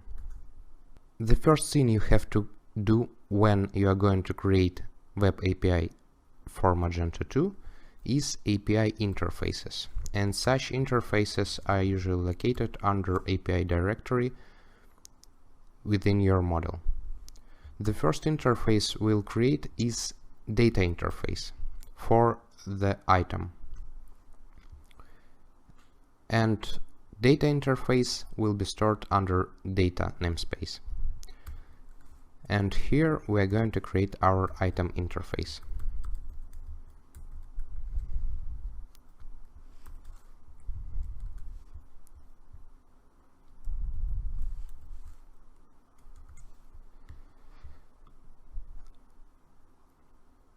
Our item entity contains just two fields, name and description. So let's implement getters for those fields. It's public function getName and public function getDescription.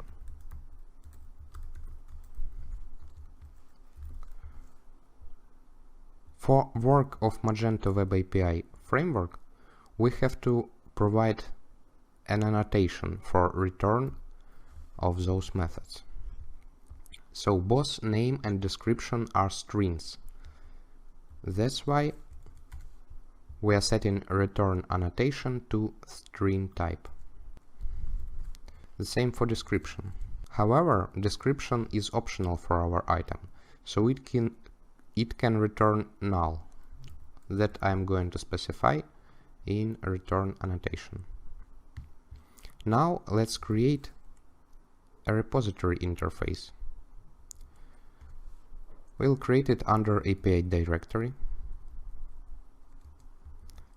and call it item repository interface.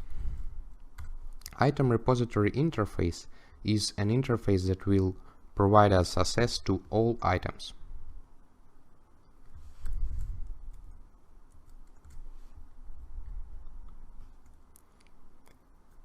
It will have just one method called getList.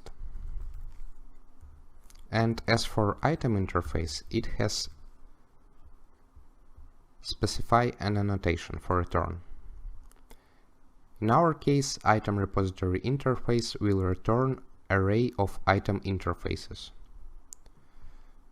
So let's set it to mastering, sample module, API, data, item interface, and array.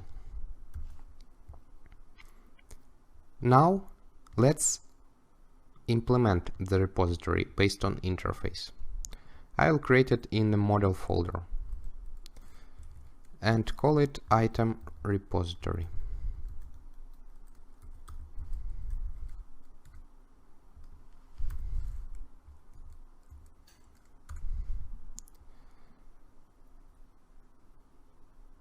The class item repository implements item repository interface just created by us.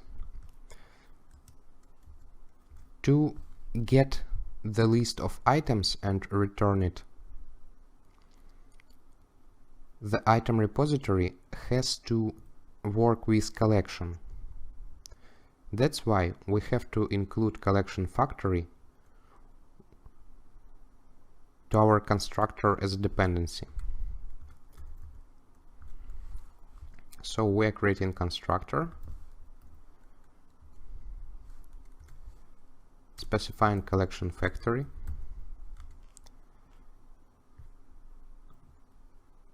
we have to create a property where this collection factory will be stored.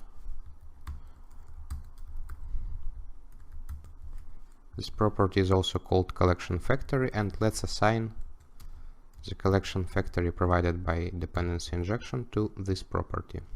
Now let's implement the function from interface. The function getList.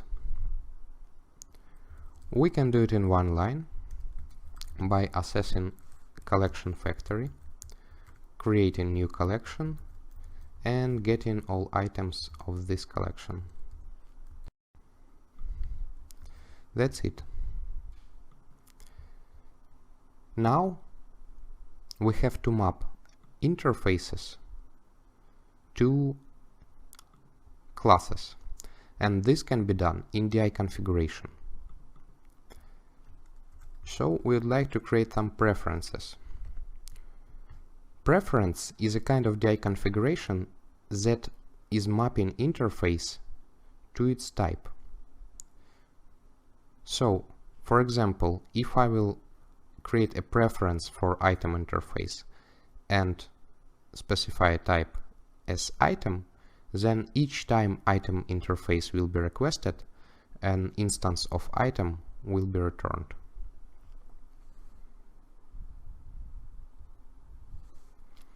So first preference for the item.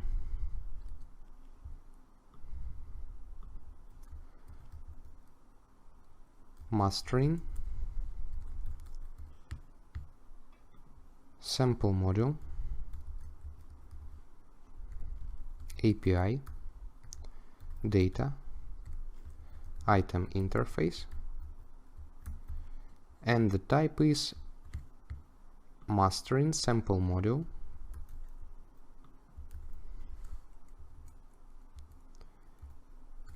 model, item.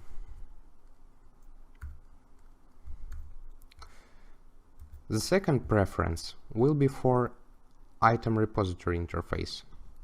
So item repository interface is located under mastering sample module API item repository interface.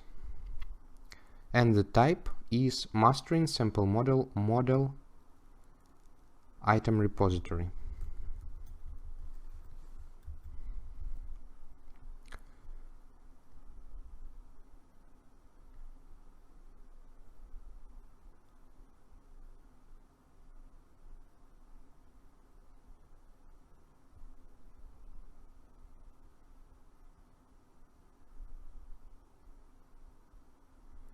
Okay, I have to add arguments that was deleted by mistake from me.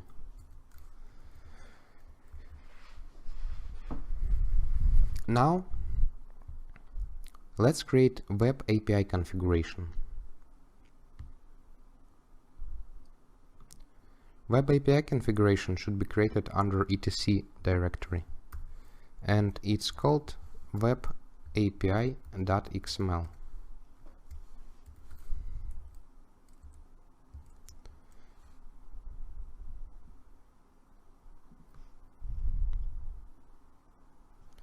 The root node of this configuration is called config. Sorry, it's called routes.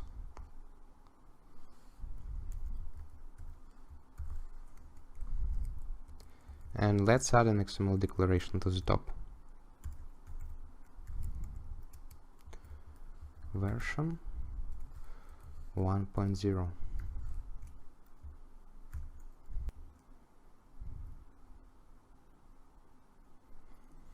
Inside the routes node, we can create our route with URL, and our URL will be version 1 and just mastering. Method get. You can create the web API for any HTTP method. And let's define a service. The class of the service will be our repository, and if to be specific, repository interface. So it's mastering sample module API item repository interface.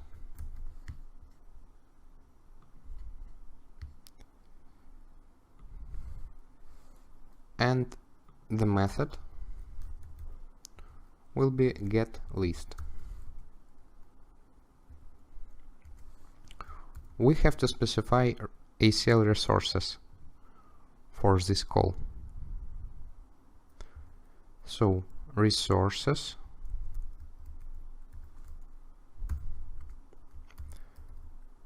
resource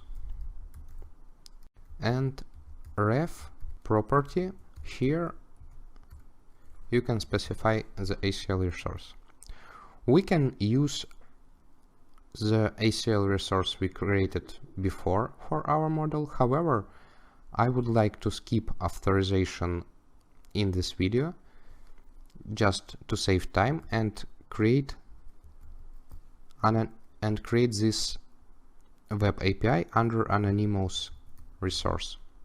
So it will require no authorization. That's it. Let's flash cache. So bin Magento cache flash and test our implementation. So created web API will be available both on SOAP and REST. However, I would like to use just a browser to test it, and the correct path is REST and then our path specified in web API configuration, and it is version 1 mastering.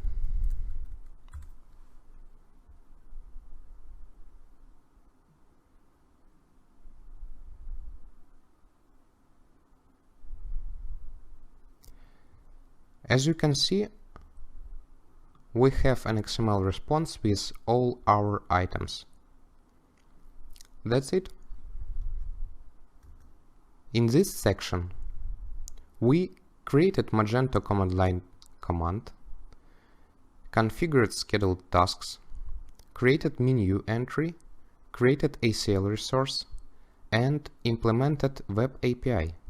That's a great job. The next section is UI components library. See you! This section is called UI components library. In this section we are going to take a look at UI components in general, admin panel grids, admin panel forms, and checkout. This video is called UI components overview, and here we are going to take a look at UI component layout element, Magento UI model, and UI components declaration. So what are UI components? We can take a look on UI components as a user if we'll go to admin panel. Here let's navigate to products, catalog.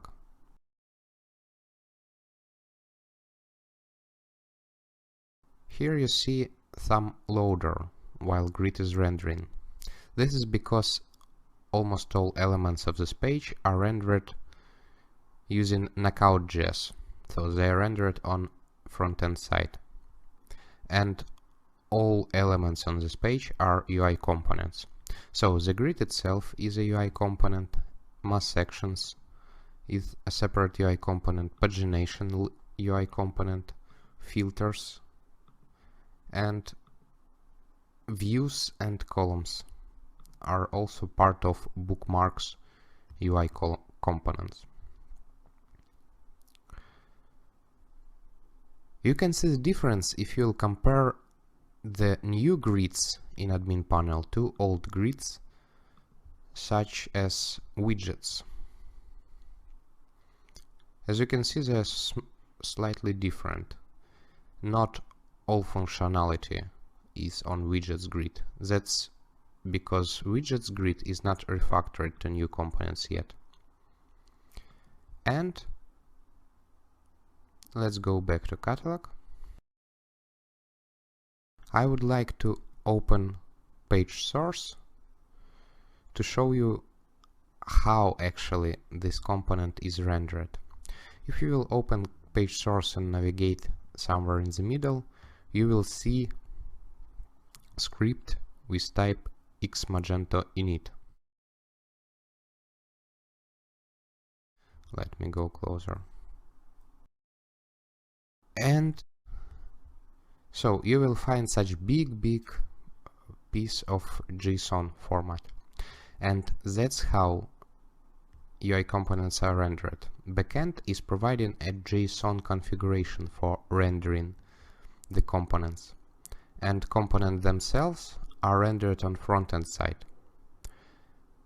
That provides a big space for flexibility and extensibility, and also for customization of behavior of UI components. Let's take a look on UI components in code. Here I have Magento framework view layout element open, and as you can see, UI components are added to the types of layout elements. So now you can use UI component declaration in layout the same way as we have used block declaration in layout. Let's take a look on different UI components definitions from Magento UI model.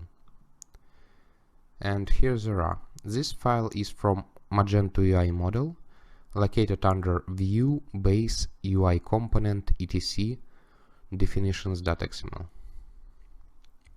So it's a basic configuration of UI components. You don't have to pay attention to all detailed params of declaration. However, you might want to take a look on basic nodes, which are types of UI components. So here is listed UI component that can be used for rendering grids, subcomponents for listing like pagination, filter, different types of filters, mass actions,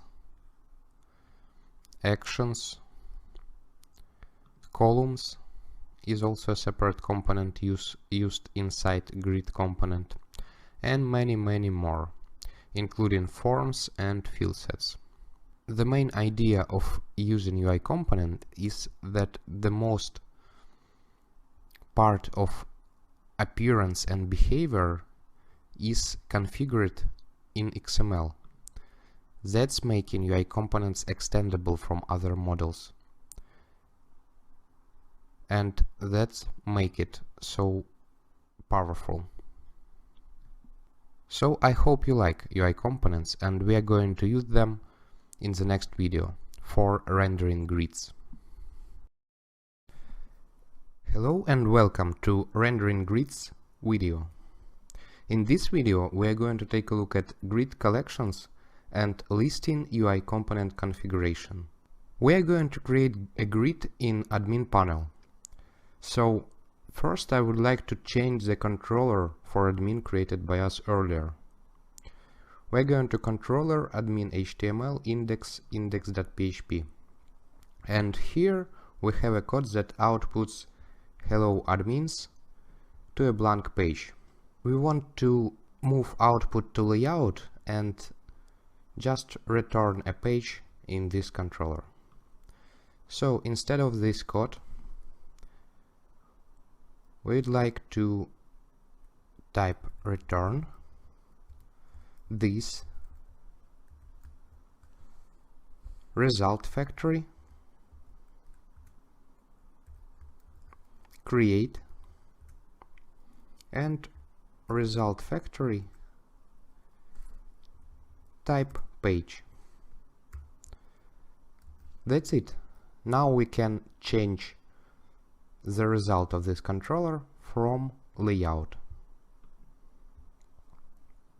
The second thing I want to prepare for grid rendering is collection. We already have a collection under model, resource model, item, collection. However, for UI component, we will need to create an additional collection. Let's create a grid namespace inside item namespace for this collection and create a file named collection.php. I pasted a code created in advance. So we are going to make the most use of frameworks, so our collection is extending Magento framework view element UI component data provider search result, and collections that we use for grids should either extend this search result or implement appropriate methods. And the only thing we have to customize is construct, specifying main table for our collection, that is mastering sample item, and resource model, mastering sample model resource model item.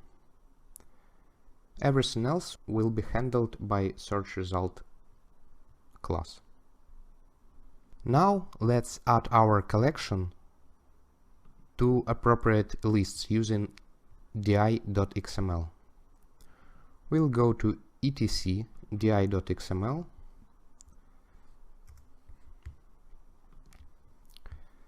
and add additional configuration here. I would like to mention type Magento framework view element UI component data provider collection factory. That is actually a class that is responsible for creating collections for UI component. And I would like to register our collection in this class. So I'm passing argument with name collections and adding an item to this array. The name will be mastering items grid data source. of type string, and the value is the full path to our class. Mastering sample module model resource model item grid collection. Now we are ready to work with layouts. We'll go to View directory. We already have a layout for frontend, however, this time we will create a layout for backend area. For this purpose, we have to create admin HTML folder inside View folder and layout folder.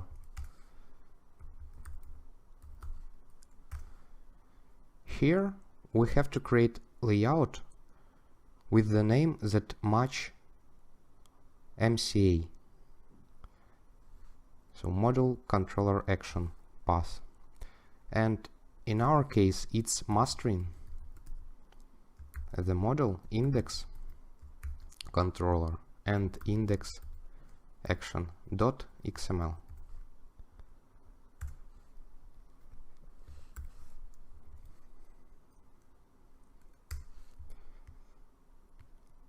Here,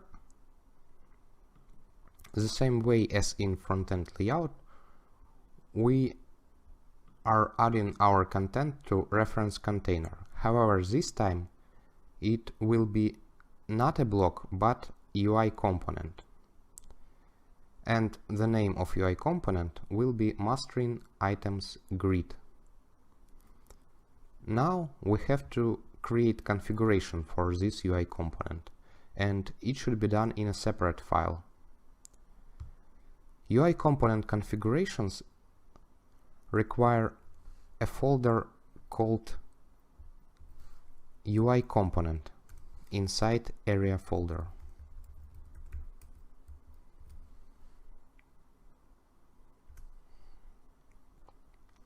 Here we have to create a file that has name that exactly match the name of UI component, and in our case it would be mastering items grid dot XML.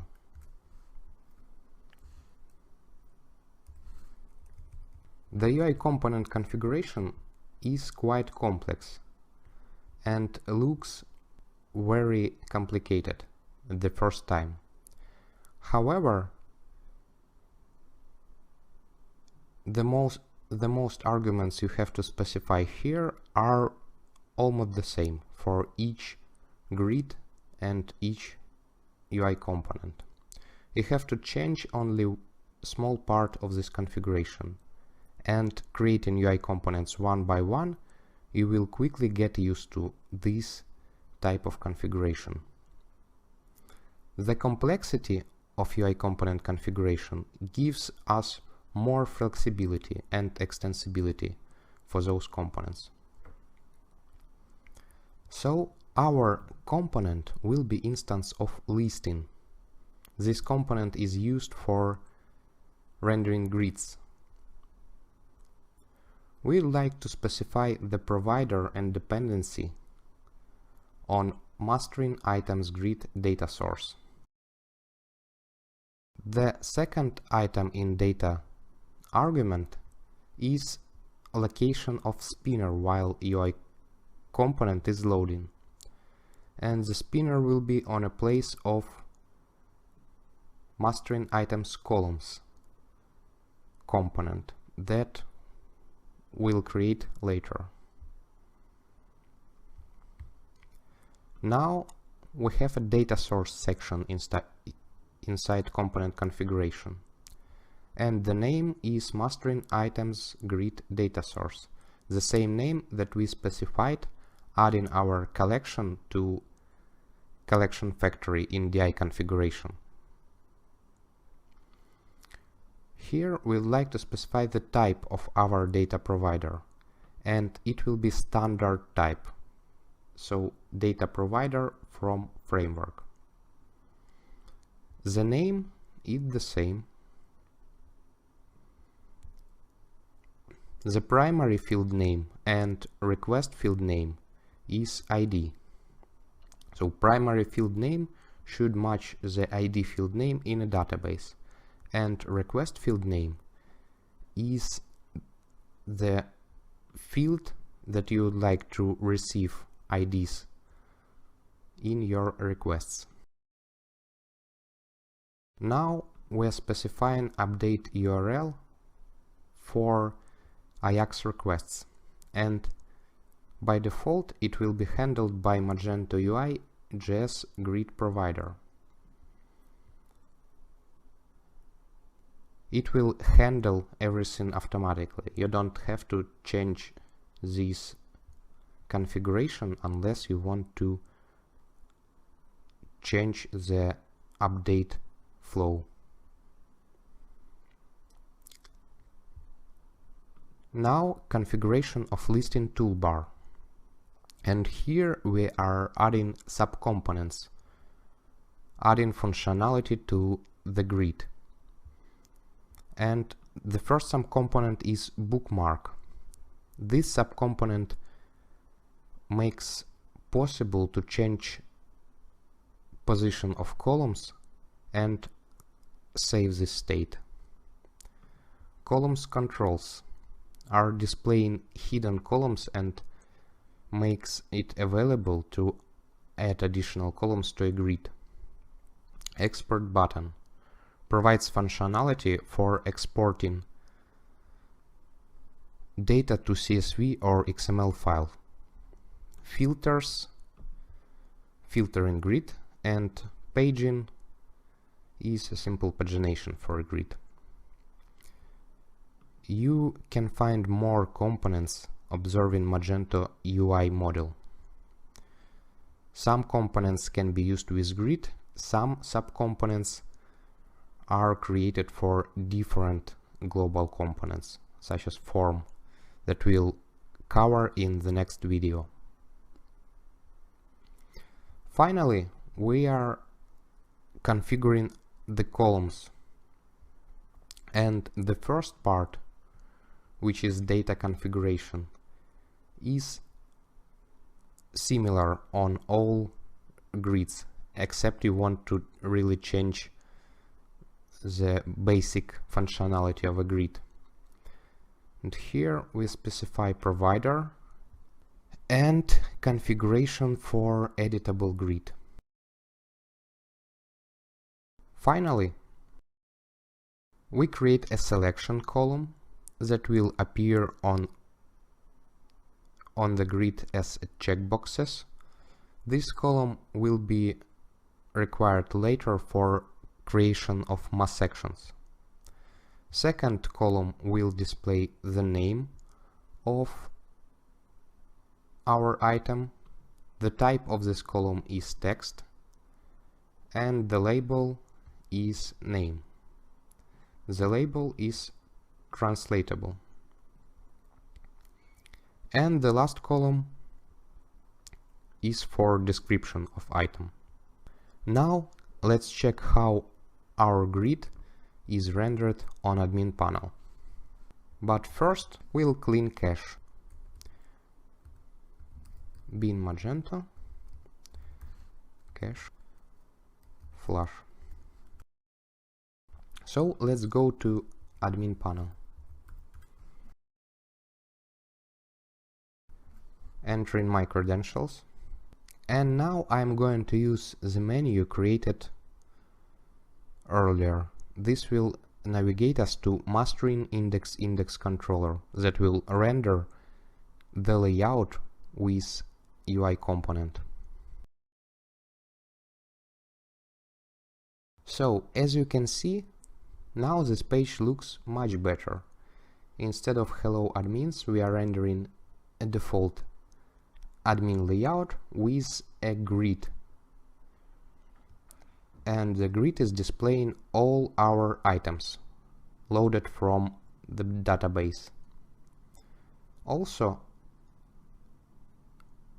grid subcomponents are present on this page, such as search, filters, bookmarks, columns, export button. and all these components are working out of the box. For example, I can filter the grid by 1. That's it for this video. Hope you enjoyed rendering grid with UI components, and in the next video we are going to continue learning UI components and create a form based on this library. Hello and welcome to Rendering Forms lesson. In this video we are going to take a look at new and safe controllers, UI data provider for a form, and form UI component configuration. First, let's create a data provider for our form. I will create an namespace called UI under module root directory and create data provider inside.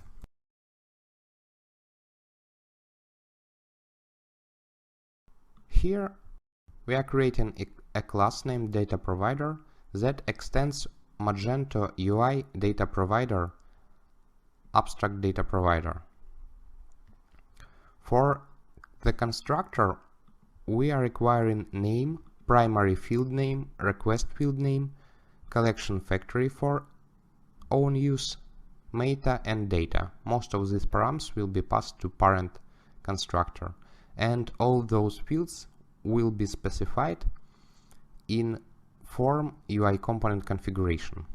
We are implementing only one method here, which is getData. And in this method, we basically getting items from the collection and reordering them to be under general key in the result to render all items data fields in general field set of our form.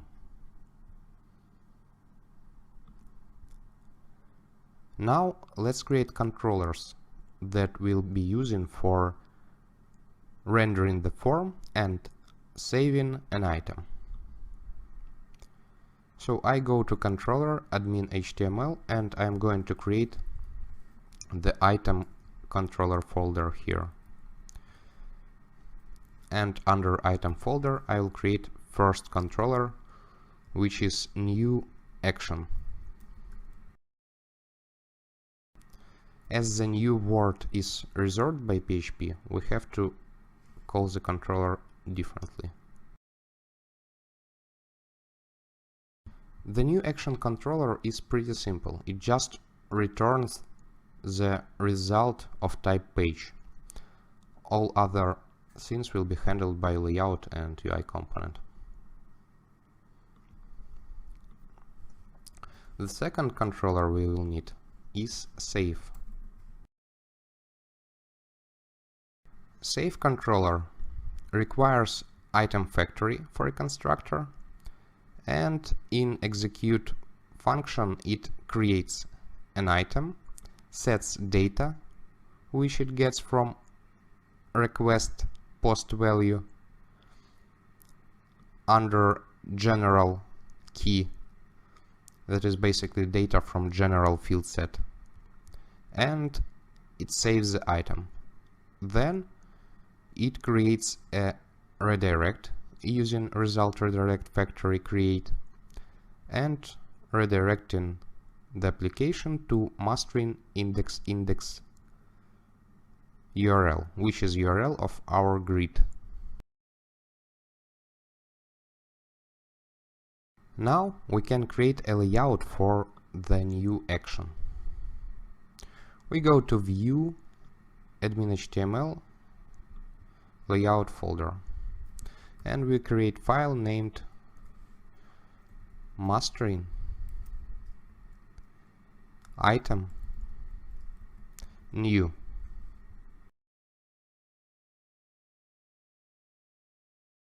Of type HTML, of type XML, sorry.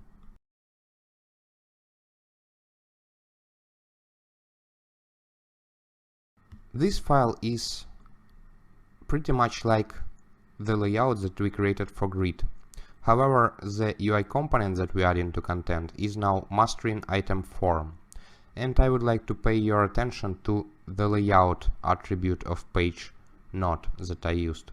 Now it's not one column, but admin 2 columns left. base layout from Magento framework. This layout will add additional elements to a page and will make us able to render the form in two columns. The left column will be tabs for a form and the right column will be content. Now we can create mastering item form UI component. And I go to UI component directory and we'll create this file, mastering item form .xml.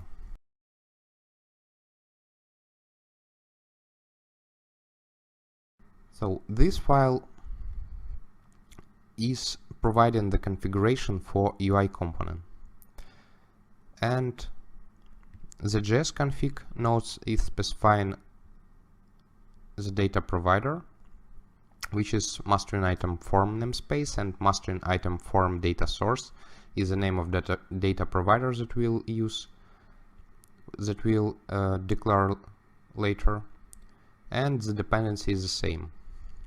The label of form is general, and the form is using layout of tabs, rendering tabs at the left. Also, I added one button, and it's save button. The data source name is mastering item form data source. We are using the class that we created as a class of data provider, specifying the name of data provider, the primary field name that should match item primary field in database, and request field name. I would like to use the same ID. Here is the collection factory that we are passing to constructor of our data provider, and this is collection factory for our item. Finally, submit URL, which is mastering item save, pointing to our save controller. And this form has just one field set named general with the same label, and two fields. The first one is name with the label name, type text, form element input. Also, as name is required for our item, we have to add validation, saying that this field is required. So required entry true. And description with the same configuration as a name, however without validation, because it's not required. Now, one additional thing I would like to do is to add a button to the grid that we created earlier. I go to UI component mastering items grid.xml, and I would like to add a node to argument name data.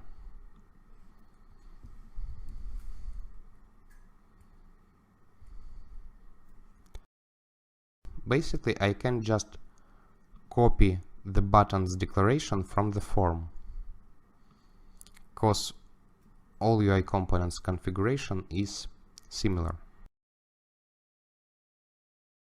So I am adding item name buttons, and the button name I would like to use is add.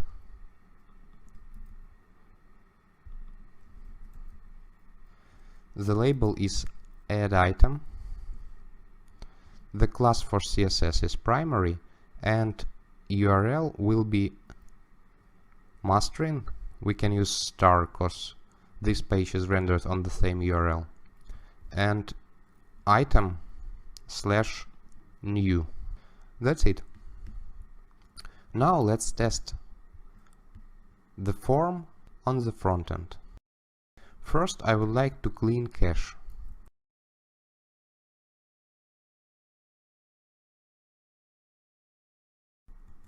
Now I will open a browser and go to admin panel and open the grid.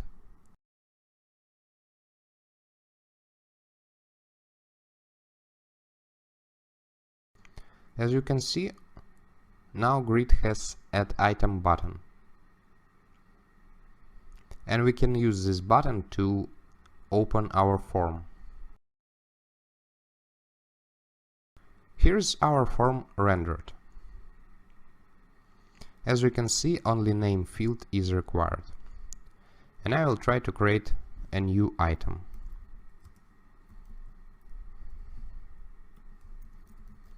New item created from UI form. Let's save it.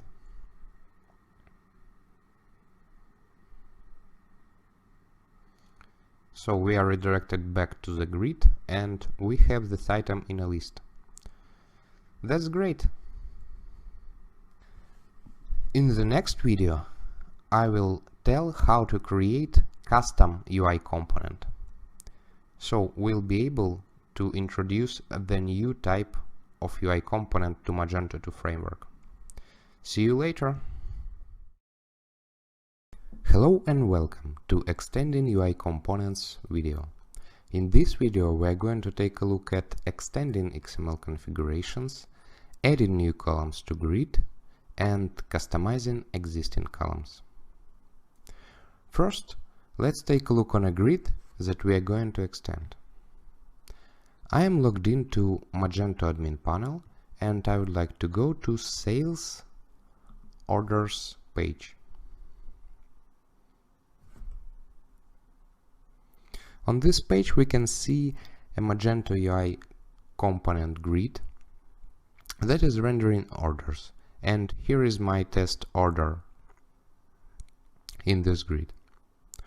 First, I'd like to change some of existing columns in the grid, and I've chosen purchase date column because it says purchase date, however it shows both date and time. So let's try to remove time part from values of this column. Second, this grid is showing some columns by default and some columns are hidden. However, I haven't found any columns for tags being displayed in this grid. So let's add base tax amount column. Good. So first, let's find a UI component configuration responsible for this grid. For this purpose, we'll take a look on URL after admin path, and this is sales order. So we are looking for sales order index layout. Let's go to our project. I installed my Magento 2 project via Composer, so all Magento 2 core modules are located under vendor, Magento, and we're looking for module sales, because I definitely know that sales order page is from sales module. So here it is, module sales folder. Here I go to view admin HTML because we were in admin, and layout folder. Here I will find a layout for the URL of the page, and here it is, sales order index. In this layout we can see the link to AI component responsible for grid rendering, and this is sales order grid. Now we go to UI component directory under admin HTML, and here we can see sales order grid XML file. This is the configuration for UI component we are looking for. What we have to do to extend this configuration is just to create the file with the same name in the same location in our module. Let's go. So we are going to upcode our module location, view, admin HTML, UI component, and I'd like to create sales order grid.xml.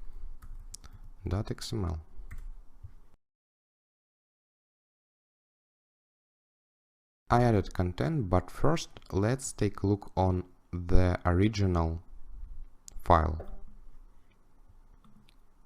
I mean the original sales order grid.xml. Here it is.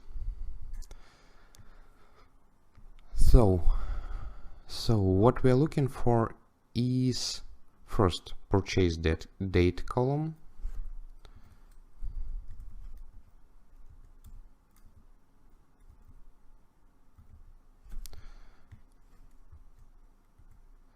let me find it, and here it is, purchase date. As you can see, to override this column we have to follow the configuration path using nodes and override just a config value we would like to change. In this case it's date format. To add a column we have to find columns node, copy its name and use it in our configuration. So finally we'll have this kind of override configuration.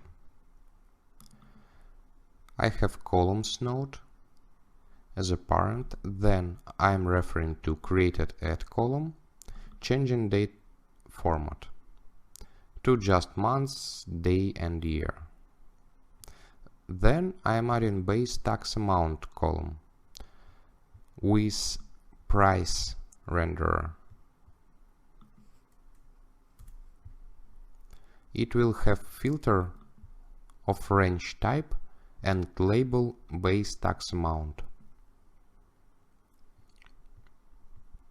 Now grid is ready to display base tax amount. However, we don't have this field in database in sales order grid table. So we have to add it there. For this purpose, let's go to setup directory of our module and upgrade schema file. Here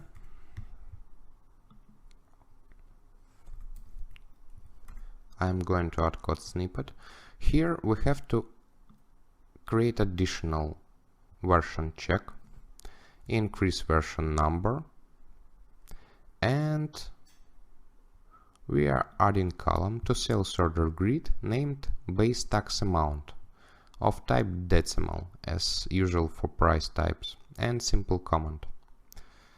After this script will be executed, the column will be added to sales order grid. However, we still need to populate this column with correct data. And fortunately, sales module provide us with such possibility. The only thing we have to do is to map our column to sales order table column in DI configuration. So we go to etc di.xml, and here we have to add columns argument item to the virtual type named Magento sales model resource model order grid, and the item inside columns is just base tax amount, which is the field name in in sales order grid table that is linked to sales order base tax amount field. When this configuration is in place, each time order is placed, an information, a value of sales order base tax amount will be copied to sales order grid base tax amount field.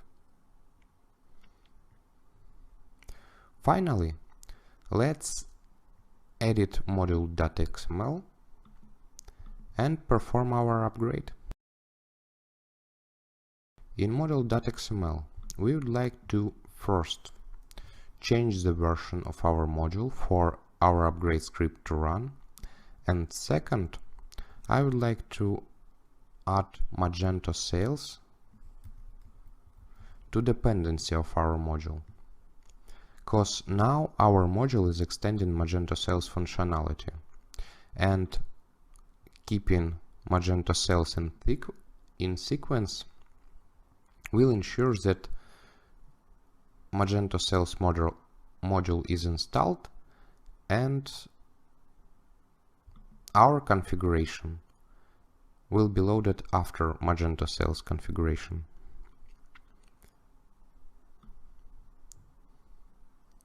Now let's check our changes. First, let's clean cache.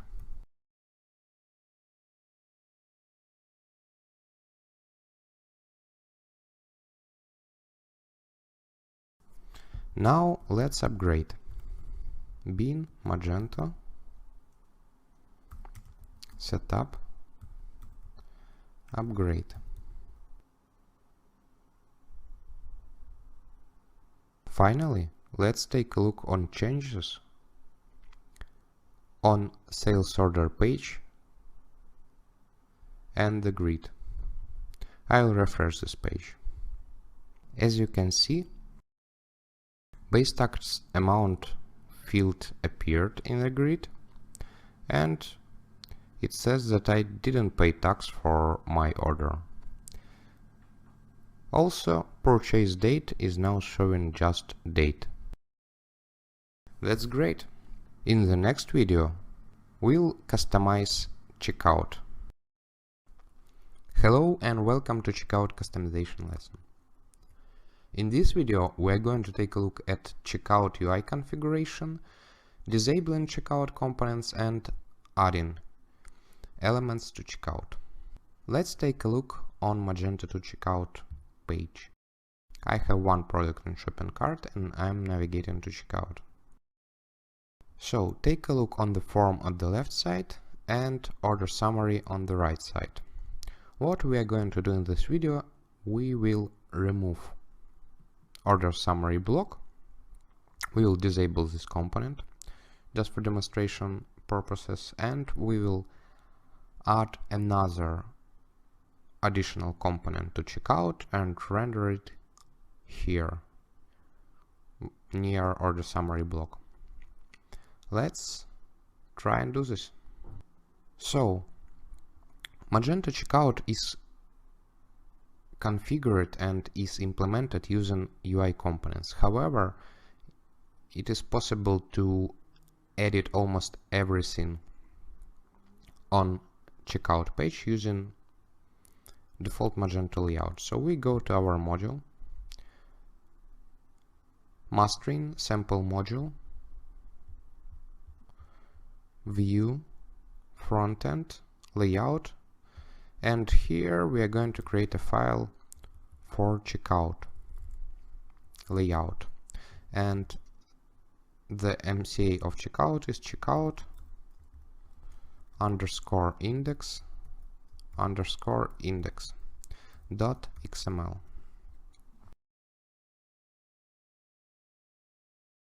Checkout UI component structure is a bit complicated because it consists of lots of elements and long hierarchy. However, in this example we will not go through all elements, we'll just touch some of them. Basically, to edit checkout UI components, you have to reference checkout.root block and pass JS layout argument to this block. Inside JS layout argument, you can change configuration of override configuration of components. And here, under components, I am modifying configuration of checkout component. So it's the root component of checkout. And what I'm doing is overriding template. I'm changing the main checkout template to template from my module. Pay attention, it's the name of a module / one page. Also, I'm going one level down, so to children, and here, first thing, I am adding note component, which is based on the simple UI component, and template is located under mastering sample model / note. I have custom display area, which is note as well. Second thing, I am assessing sidebar UI component, and for sidebar config, I am adding component disabled item with true value. That will disable right sidebar component on checkout. The component will be still loaded but will not be rendered. Now let's create templates for one page and for note.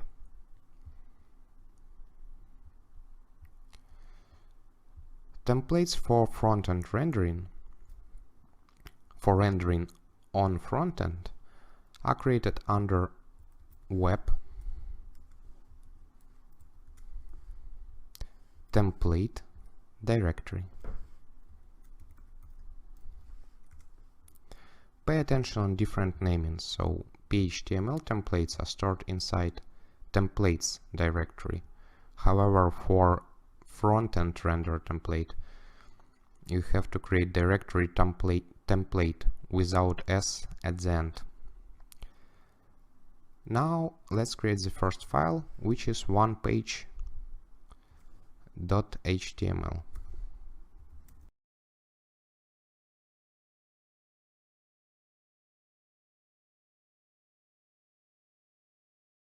So I'm just pasting almost the contents of onepage.html from core checkout module that I copied. However, I changed just one part of this template. I added this section, which is just rendering node region. And this section will be responsible for rendering the node component that we added. You can see sidebar is still in this template. However, another way to disable the sidebar will be just removing this block from one page template. Now let's create a template for node component, and it will be node HTML.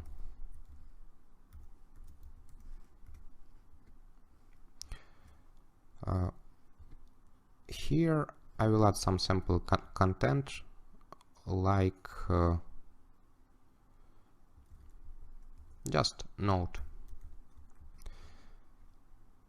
Probably you would like to add some endorsement for your customer to proceed further to checkout process. But in our case, just one word.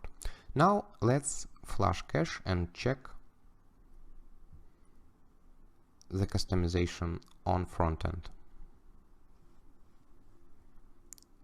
So bin Magento, cache, flash. Now going to browser and refreshing checkout page.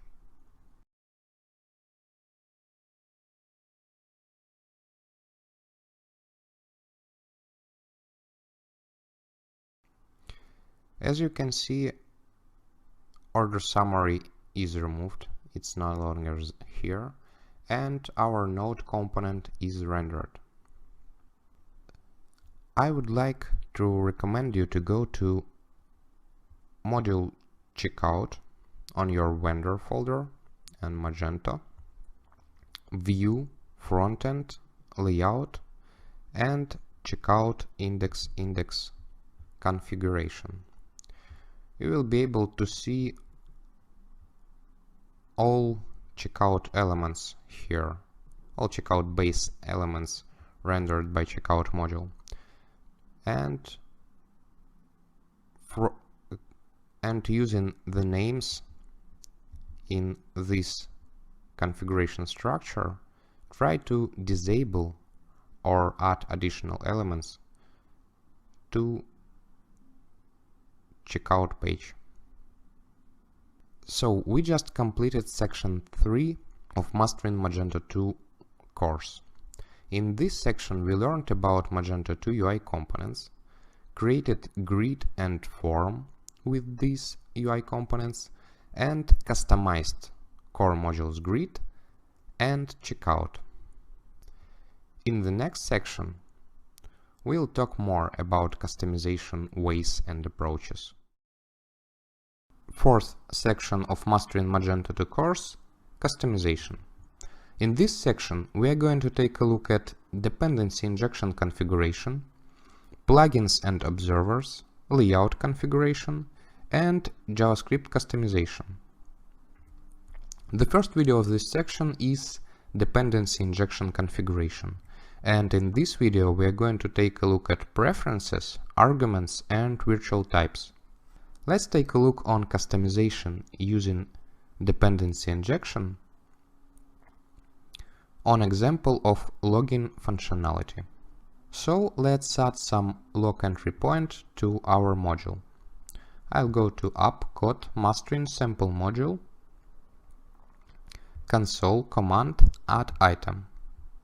Here I'm going to add a log record each time I call this command and new item is added. So for this purpose I will need an additional dependency to constructor, and this is logger interface from PSR log namespace. I'll create a property for this instance and assign input logger to this property.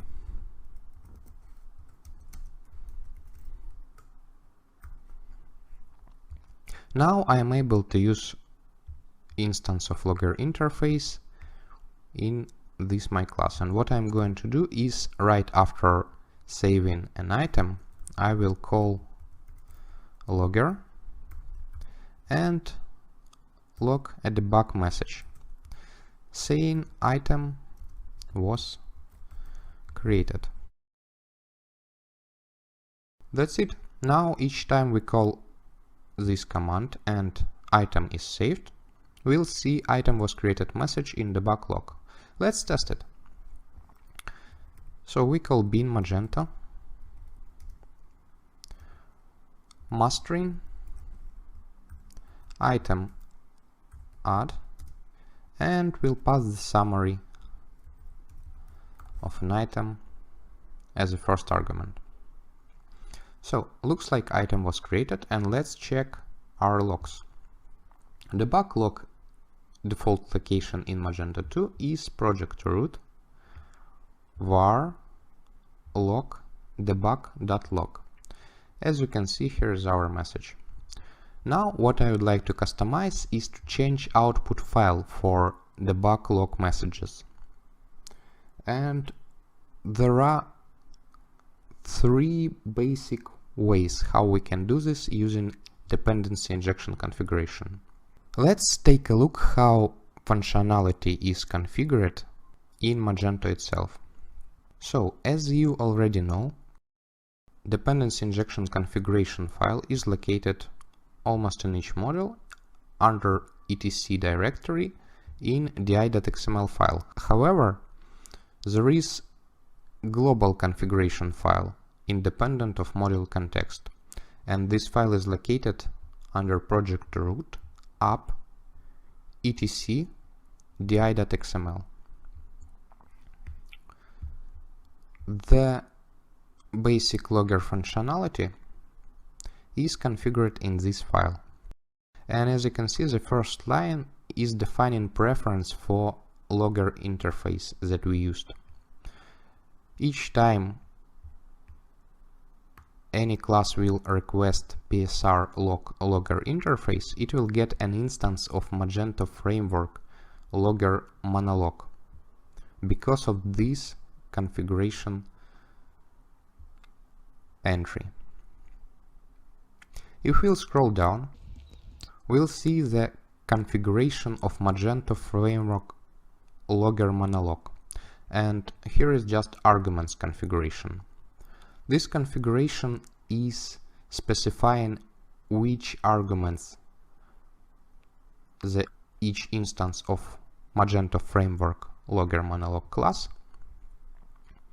will get, and it will have name main and two handlers, system and debug.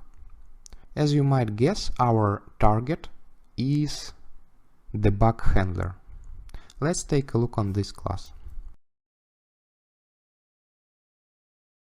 It extends base that provides all functionality for saving the data, and actually defines file name and logger type.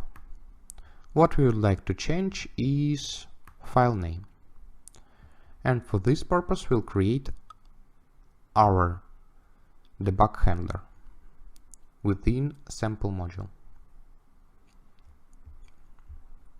Let's go to sample module, model directory, and create a PHP file called debug handler.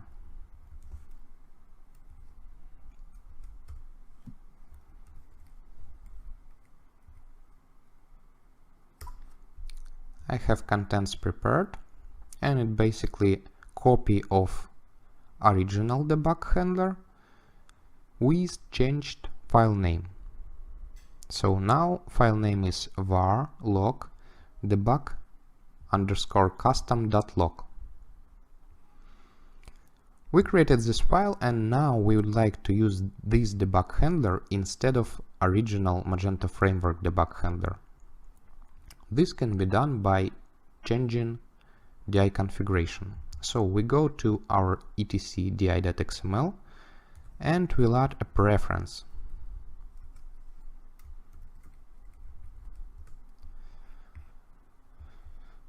Preference that will say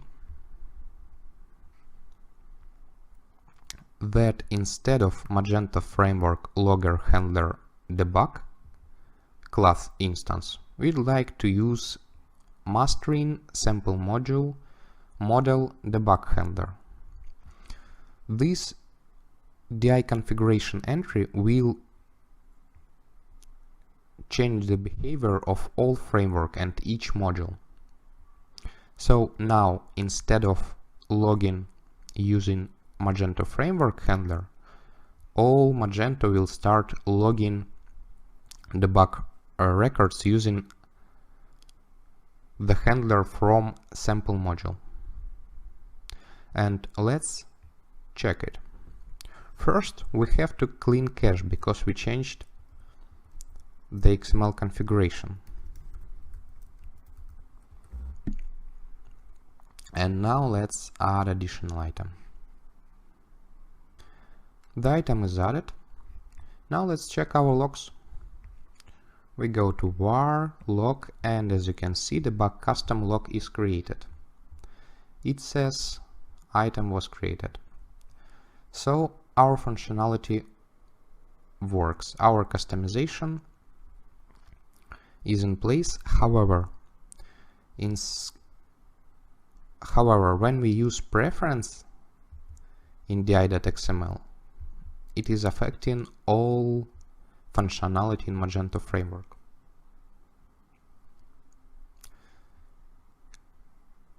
Let's create a more specific DI configuration. And for this purpose, instead of preference, we'll use type arguments. So now we are specifying that for type, for class Magento framework logger monologue, we would like to use to add debug handler that will be of type mastering simple module model debug handler, and this should override default configuration of monologue. Let's check this implementation. Flushing cache, adding item. Let's check our logs. As you can see, second item was created, record was added to debug custom log, and also Magento framework started logging to debug custom. This DI configuration is a bit more specific because it's replacing the type of debug handler just inside Magento framework logger monologue. If there are different loggers, this configuration will not affect those classes. However, all Magento framework is using instance of this class, so it still affects a lot of functionality. Fortunately, we can customize login even more specifically using the same DI configuration. And now we are going to use virtual types. So in this case, we are creating virtual type based off Magento framework logger monologue. And what does it mean? It means that we are creating new class, almost like new class. However, this class will be based on the code of Magento framework logger monologue. The class name is mastering logger, and the difference of virtual type from the original type is arguments.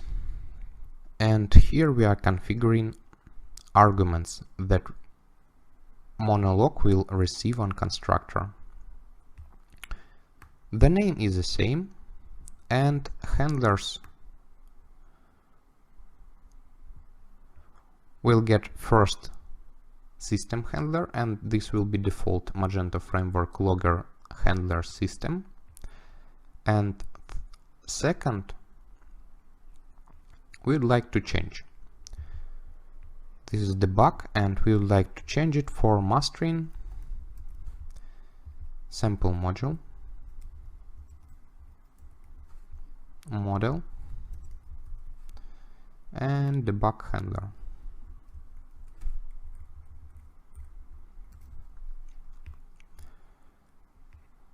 Now we have customized instance of Magento framework logger monologue. And what we would like to do is to use this instance just for our command class. So we are in second entry to DI configuration, and this is type entry. We are defining that our type mastering sample module console command add item. For argument named logger, we'll get mastering logger instead of default Magento framework logger monologue defined by preference. Now, when we are creating instance of addItem class, mastering logger created using specified arguments for constructor will be passed to our class. And this means that now our customized debug handler will be used just for one addItem class and will not affect all other framework functionality. And let's check this implementation. So we clean cache and add another item.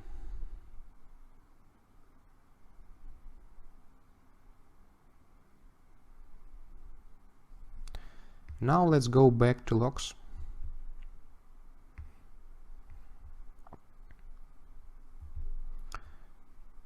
As you can see, additional item was created. And now all other login will be done to debug log, and only our command will continue logging to debug_custom.log. Thank you for your attention. In the next video, we'll talk about plugins and observers. Hello and welcome to observers lesson. In this video, we are going to take a look at events configuration, base and custom events, and observers. In previous video, we added functionality for login to console command addItem class of our module. In this video, we are going to apply more proper approach for login, and we are going to use observer. For this purpose, I would like to change logger dependency to event manager dependency, that is entry point to the events and observers. First, I will change property and rename it to event manager. Then I'll change variable name and property call in constructor. Also, I have to change type. I would like to use manager interface from Magento framework event namespace. And now, instead of call to logger in execute method, I'd like to call event manager dispatch event name. I will use mastering command name, and I also can pass some data to my observers. Let it be object, and as an object I will pass item that was saved. Now let's create an observer that will handle this event. For this purpose, I'll create observer directory inside the module where all observers should be stored, and logger PHP file, because an observer will be responsible for logging. Now I will paste content. So the observer is dependent just on PSR logger interface, and it's using this logger for logging item name to the debug log. As you can see, it assess event from observer, then it retrieves object, which is magic method for key that we used for data during dispatch, and then it retrieves name from an item. Each observer should implement observer interface from Magento framework event namespace. And this observer interface declares just one method called execute that should be implemented by observer. Now we have to create events configuration, and for this purpose we go to etc and create events.xml file there.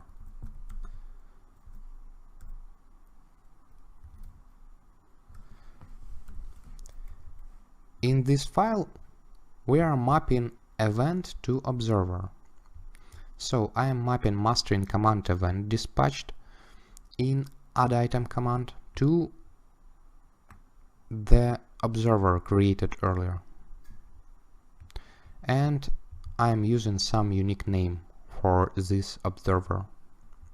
Now the last thing I would like to do is to change DI configuration. As you remember, in previous video we used custom logger for console command add item class. As now we removed logger argument from constructor, this configuration is no longer works. And instead we would like to pass our custom logger to observer that is now responsible for logging. So I will change the type to mastering sample module observer logger.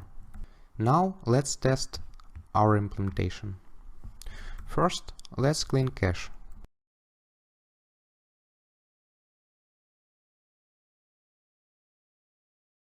Now let's call add item command mastering item add, and I'd like to pass some custom name. Item is created, and let's check logs. We go to var log and you see debug custom with custom name created.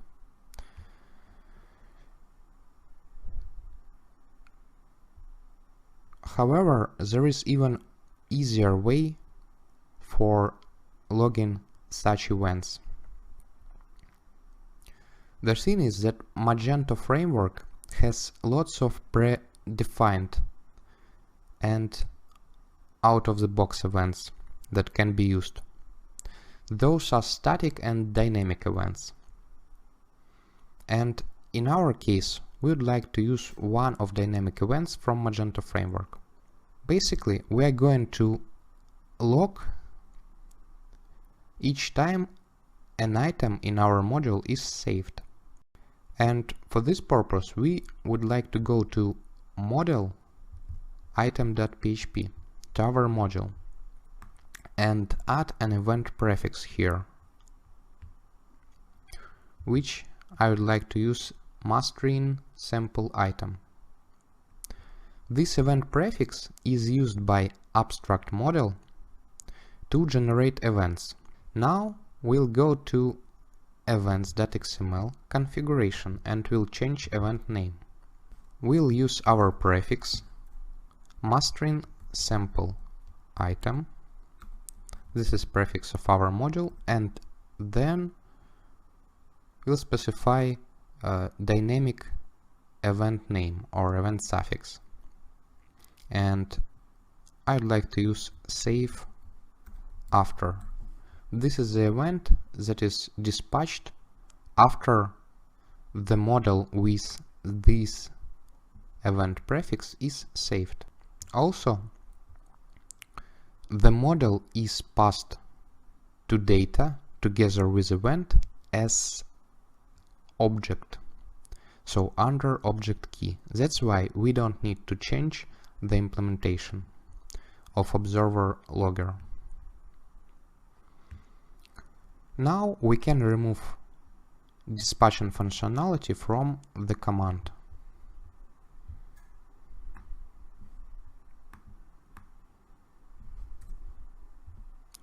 I'm removing the call and event manager in constructor.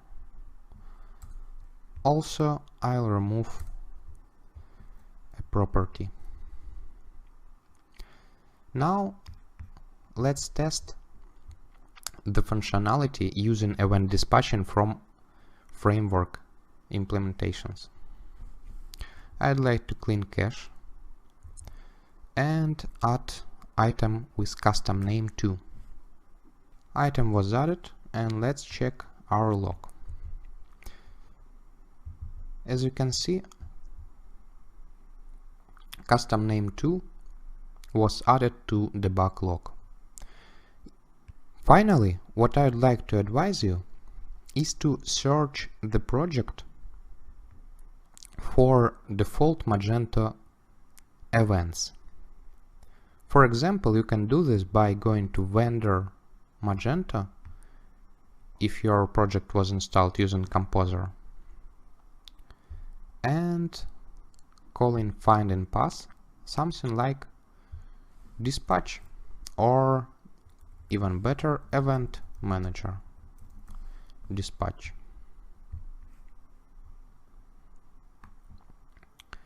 As you can see, there are quite a lot of events you can subscribe to. Some of them are static, like controller action pre-dispatch. Some of them are dynamic, like controller action pre-dispatch and then the route name. In the next video, we'll talk about plugins or interceptors. Hello and welcome to plugins lesson. In this video, we are going to take a look at plugin DI configuration, before, after, and around plugins. In the previous video, we used Observer to add customization based on events in Magento. However, not all Magento functionality is covered by events. That's why we have additional customization engine called plugins. A plugin is an item that can add any functionality before, instead of, or after each public function in Magento framework and extensions. Let's create a plugin for console command add item. First, let's take a look on this class. We would like to wrap execution of the command to our plugin. However, the execute function is protected, and that's why it cannot be wrapped by a plugin. But this command is extending Symfony component console command, and the parent class is implementing run function. That is actually an entry point to command execution. So we can create a plugin for this run public function. Let's do this. First, I'll create plugin folder inside the module.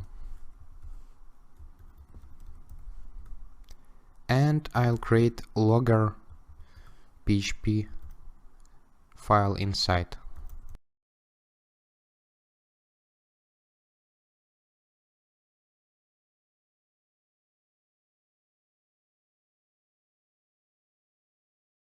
This is a logger plugin. As you can see, it's not extending or implementing anything. However, it includes three functions: before, around, and after run. So, before run, as any before plugin method, retrieves the object as the first argument. In our case, it's add item, and parameters of run function. The first parameter is input interface, second parameter is output interface. We will use output interface to output before execute line to command line. We'll use output interface to output before execute string to command line.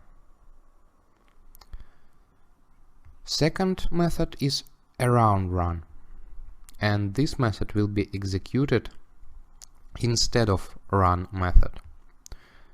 As an arguments, we can retrieve an object, closure, that can be called to invoke the next plugin or the original class method, and arguments, first and second argument. Here I would like to write some output at first around execute before call, then I will call the closure that will invoke the original method execution, and then I would like to add some additional output. Finally, I am assigning output to property of this class to use it in the last method. Last method after run retrieve add item object as a first parameter, and second parameter will be the result of run method execution. However, I am not using it here. And I will use output property set in previous method and will output after execute string. Now we have to configure this plugin using DI configuration. So we go to etc di.xml, and here we are adding configuration for type mastering sample module console command add item. The name can be any unique name for this type, and the type is class name of the plugin created by us.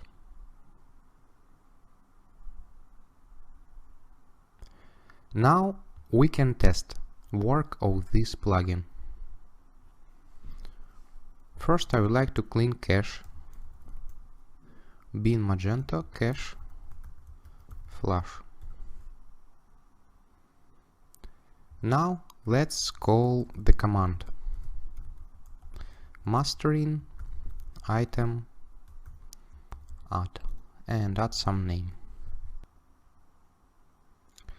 As you can see, first before run was executed, then around execute before call, then the actual item was saved.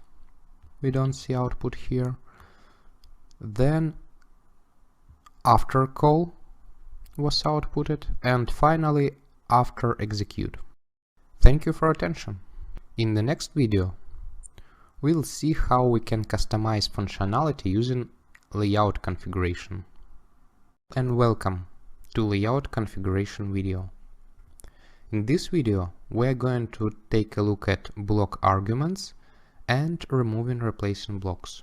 First, let's take a look on the page that we created earlier. This is mastering page. You will see all items created during this course in this list. And for this video, we are going to customize this page.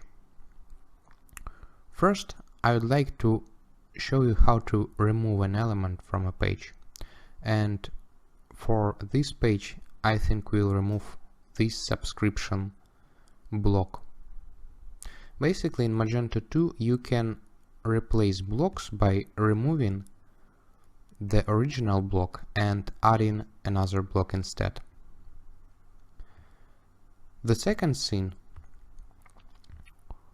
we will use block arguments to pass argument to this block displaying items. Let's take a look on it in code. The layout responsible for page that we just looked at is located under View, Frontend, Layout, and Mastering Index. You can see that this is a default page, and we just added mastering hello block to the content container. Let's provide a label argument to the mastering hello block.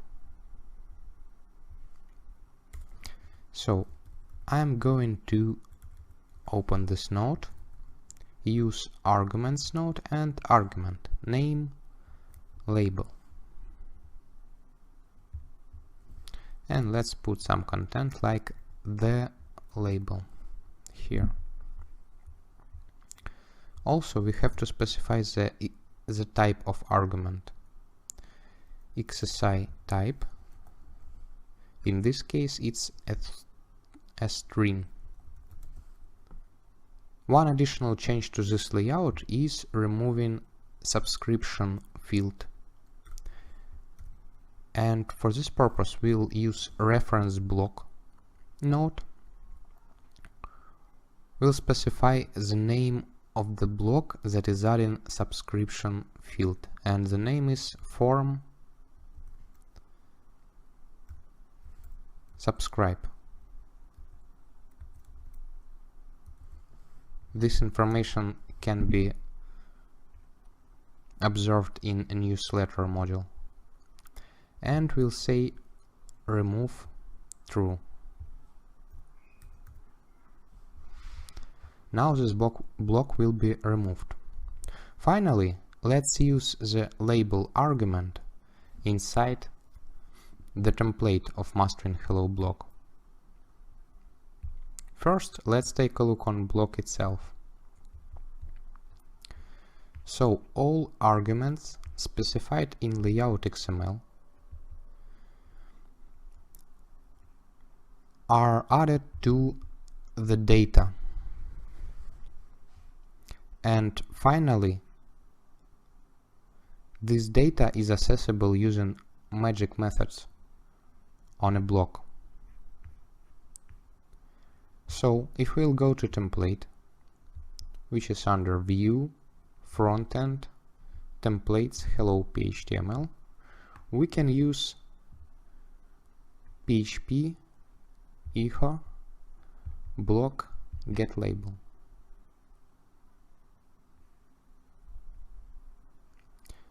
To render the attribute named label passed from layout.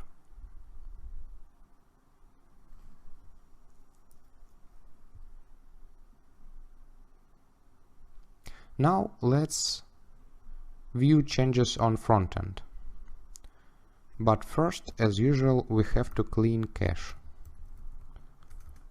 Bin Magento cache flush. Now refresh a page. As you can see, subscription block was removed, and any custom block can be added to this place. Also, the argument passed to block is present on the page.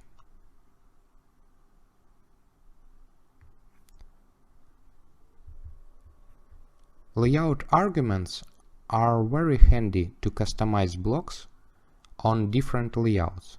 For example, if we will use this block on some other page, we can specify different label in layout for that page. In the next video, we'll take a look how to customize JavaScript. Hello and welcome to JavaScript customization video. In this video we are going to take a look on require.js configuration, overwriting JS components using map configuration, and overwriting JS component methods using mixin configuration. So required JS configuration can be managed under view. For front-end area, it's front-end directory, and right here we'll create a file called require JS config.js. So in this file we can manage required JS configuration, and required JS is used for loading most files and most JS components on Magento.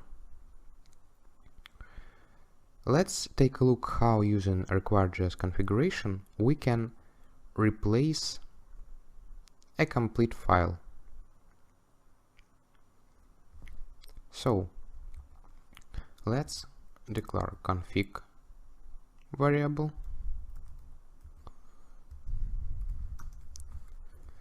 equals to dictionary map key is responsible for mapping, and inside map we can specify a module for which we are overwriting the file or the component. For this example, I would like to rewrite for all modules or all components. I am adding star, and what I would like to rewrite is validation script of Magento, and this is mage/validation because it's located under lib web mage validation.js. So we're going to override this script with our script. It will be located under our module mastering sample module under JS validation. Now let's create this file. So for require config.js, all path starts with web directory. So the JS validation is path under our module view frontend web. Let's create a JS directory here, JS, and I would like to copy the original validation file from mage validation,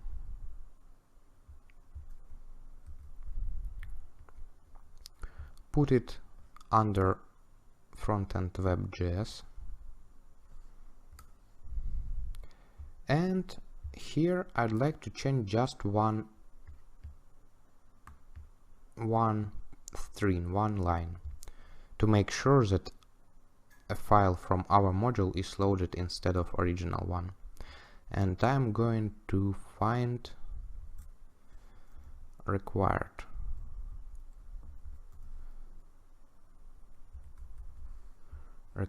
message,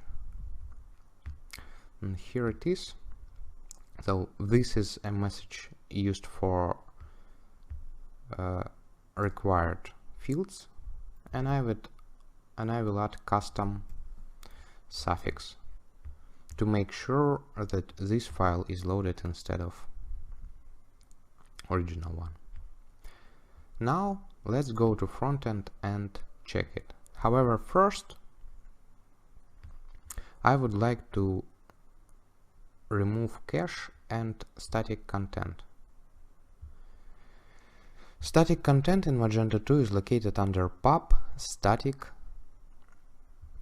and required_required.js folder is used for required.js configuration. As we change this configuration, we have to remove this file.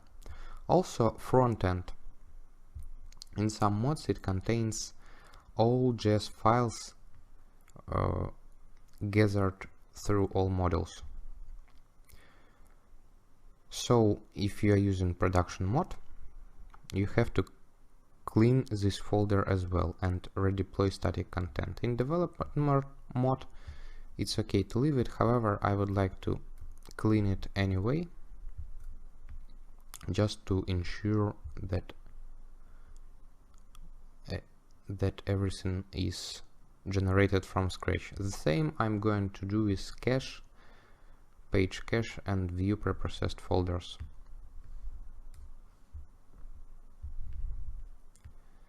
Removing cache directory if you are storing cache in file system is alternative to cache flush command of Magento that we used before. Now let's go to frontend and refresh the home page. So the home page has one field that will help me test my extension, my mapping. And this is email subscription field. As you can see, clicking attempt to subscribe with empty email field will show us this is a required field custom message. It means that our file from our module is overriding default validation file. However, you might notice that this file is very big. That's why we might want to override just part of a file. And for this purpose, we can include mixin configuration that allows us to get the original JS component returned from the original file and extend it. To use mixin, we have to add config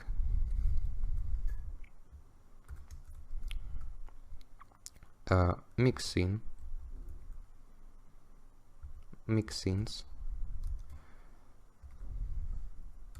dictionary, and here we have to specify the component we would like to override. For this example, I would like to override my own, to extend my own component, which is overriding match validation, to show how versatile extension can be. And for my own mastering sample module JS validation, I will add a mixin. Let's call it mastering sample module JS validation mixin. And the value is true for this mixin to work. Now let's go and create this mixin file. Under JS directory, I will create JavaScript file named validation mixin.js.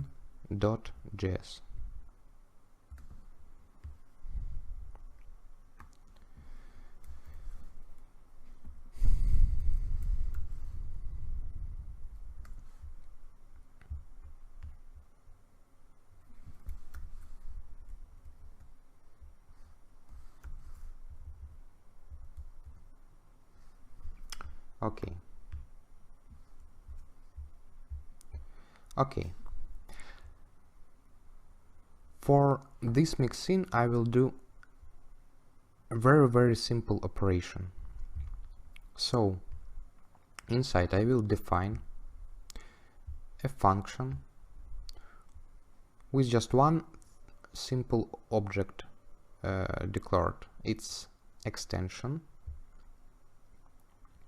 with isValid function, and this function is returning just true. So extending validation instance, extending validation widget using such object will make all fields valid on Magento frontend. And finally, we are getting function that is accepting target that will be, in our case, our validation JS, and we are going to extend this target with the extension overriding is valid method of validation.js. Now I'm going to clean static and cache and check this implementation on frontend.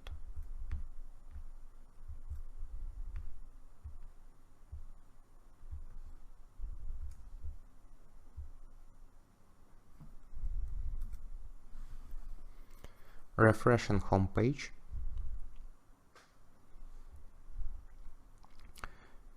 If the mixin is functioning correctly, we shouldn't get any validation messages, because all fields will be treated as validated. So when we click on subscribe button, the page is reloaded, so the attempt to subscribe was actually done, and field was treated as valid. Using mixins, you can override any method of any JS component this way. With map, you can replace complete files. Thank you for your attention. In this section, we learned about DI preferences, arguments, and virtual types, used observers and plugins, and added customizations using layout configuration and JavaScript required JS configuration. Thank you.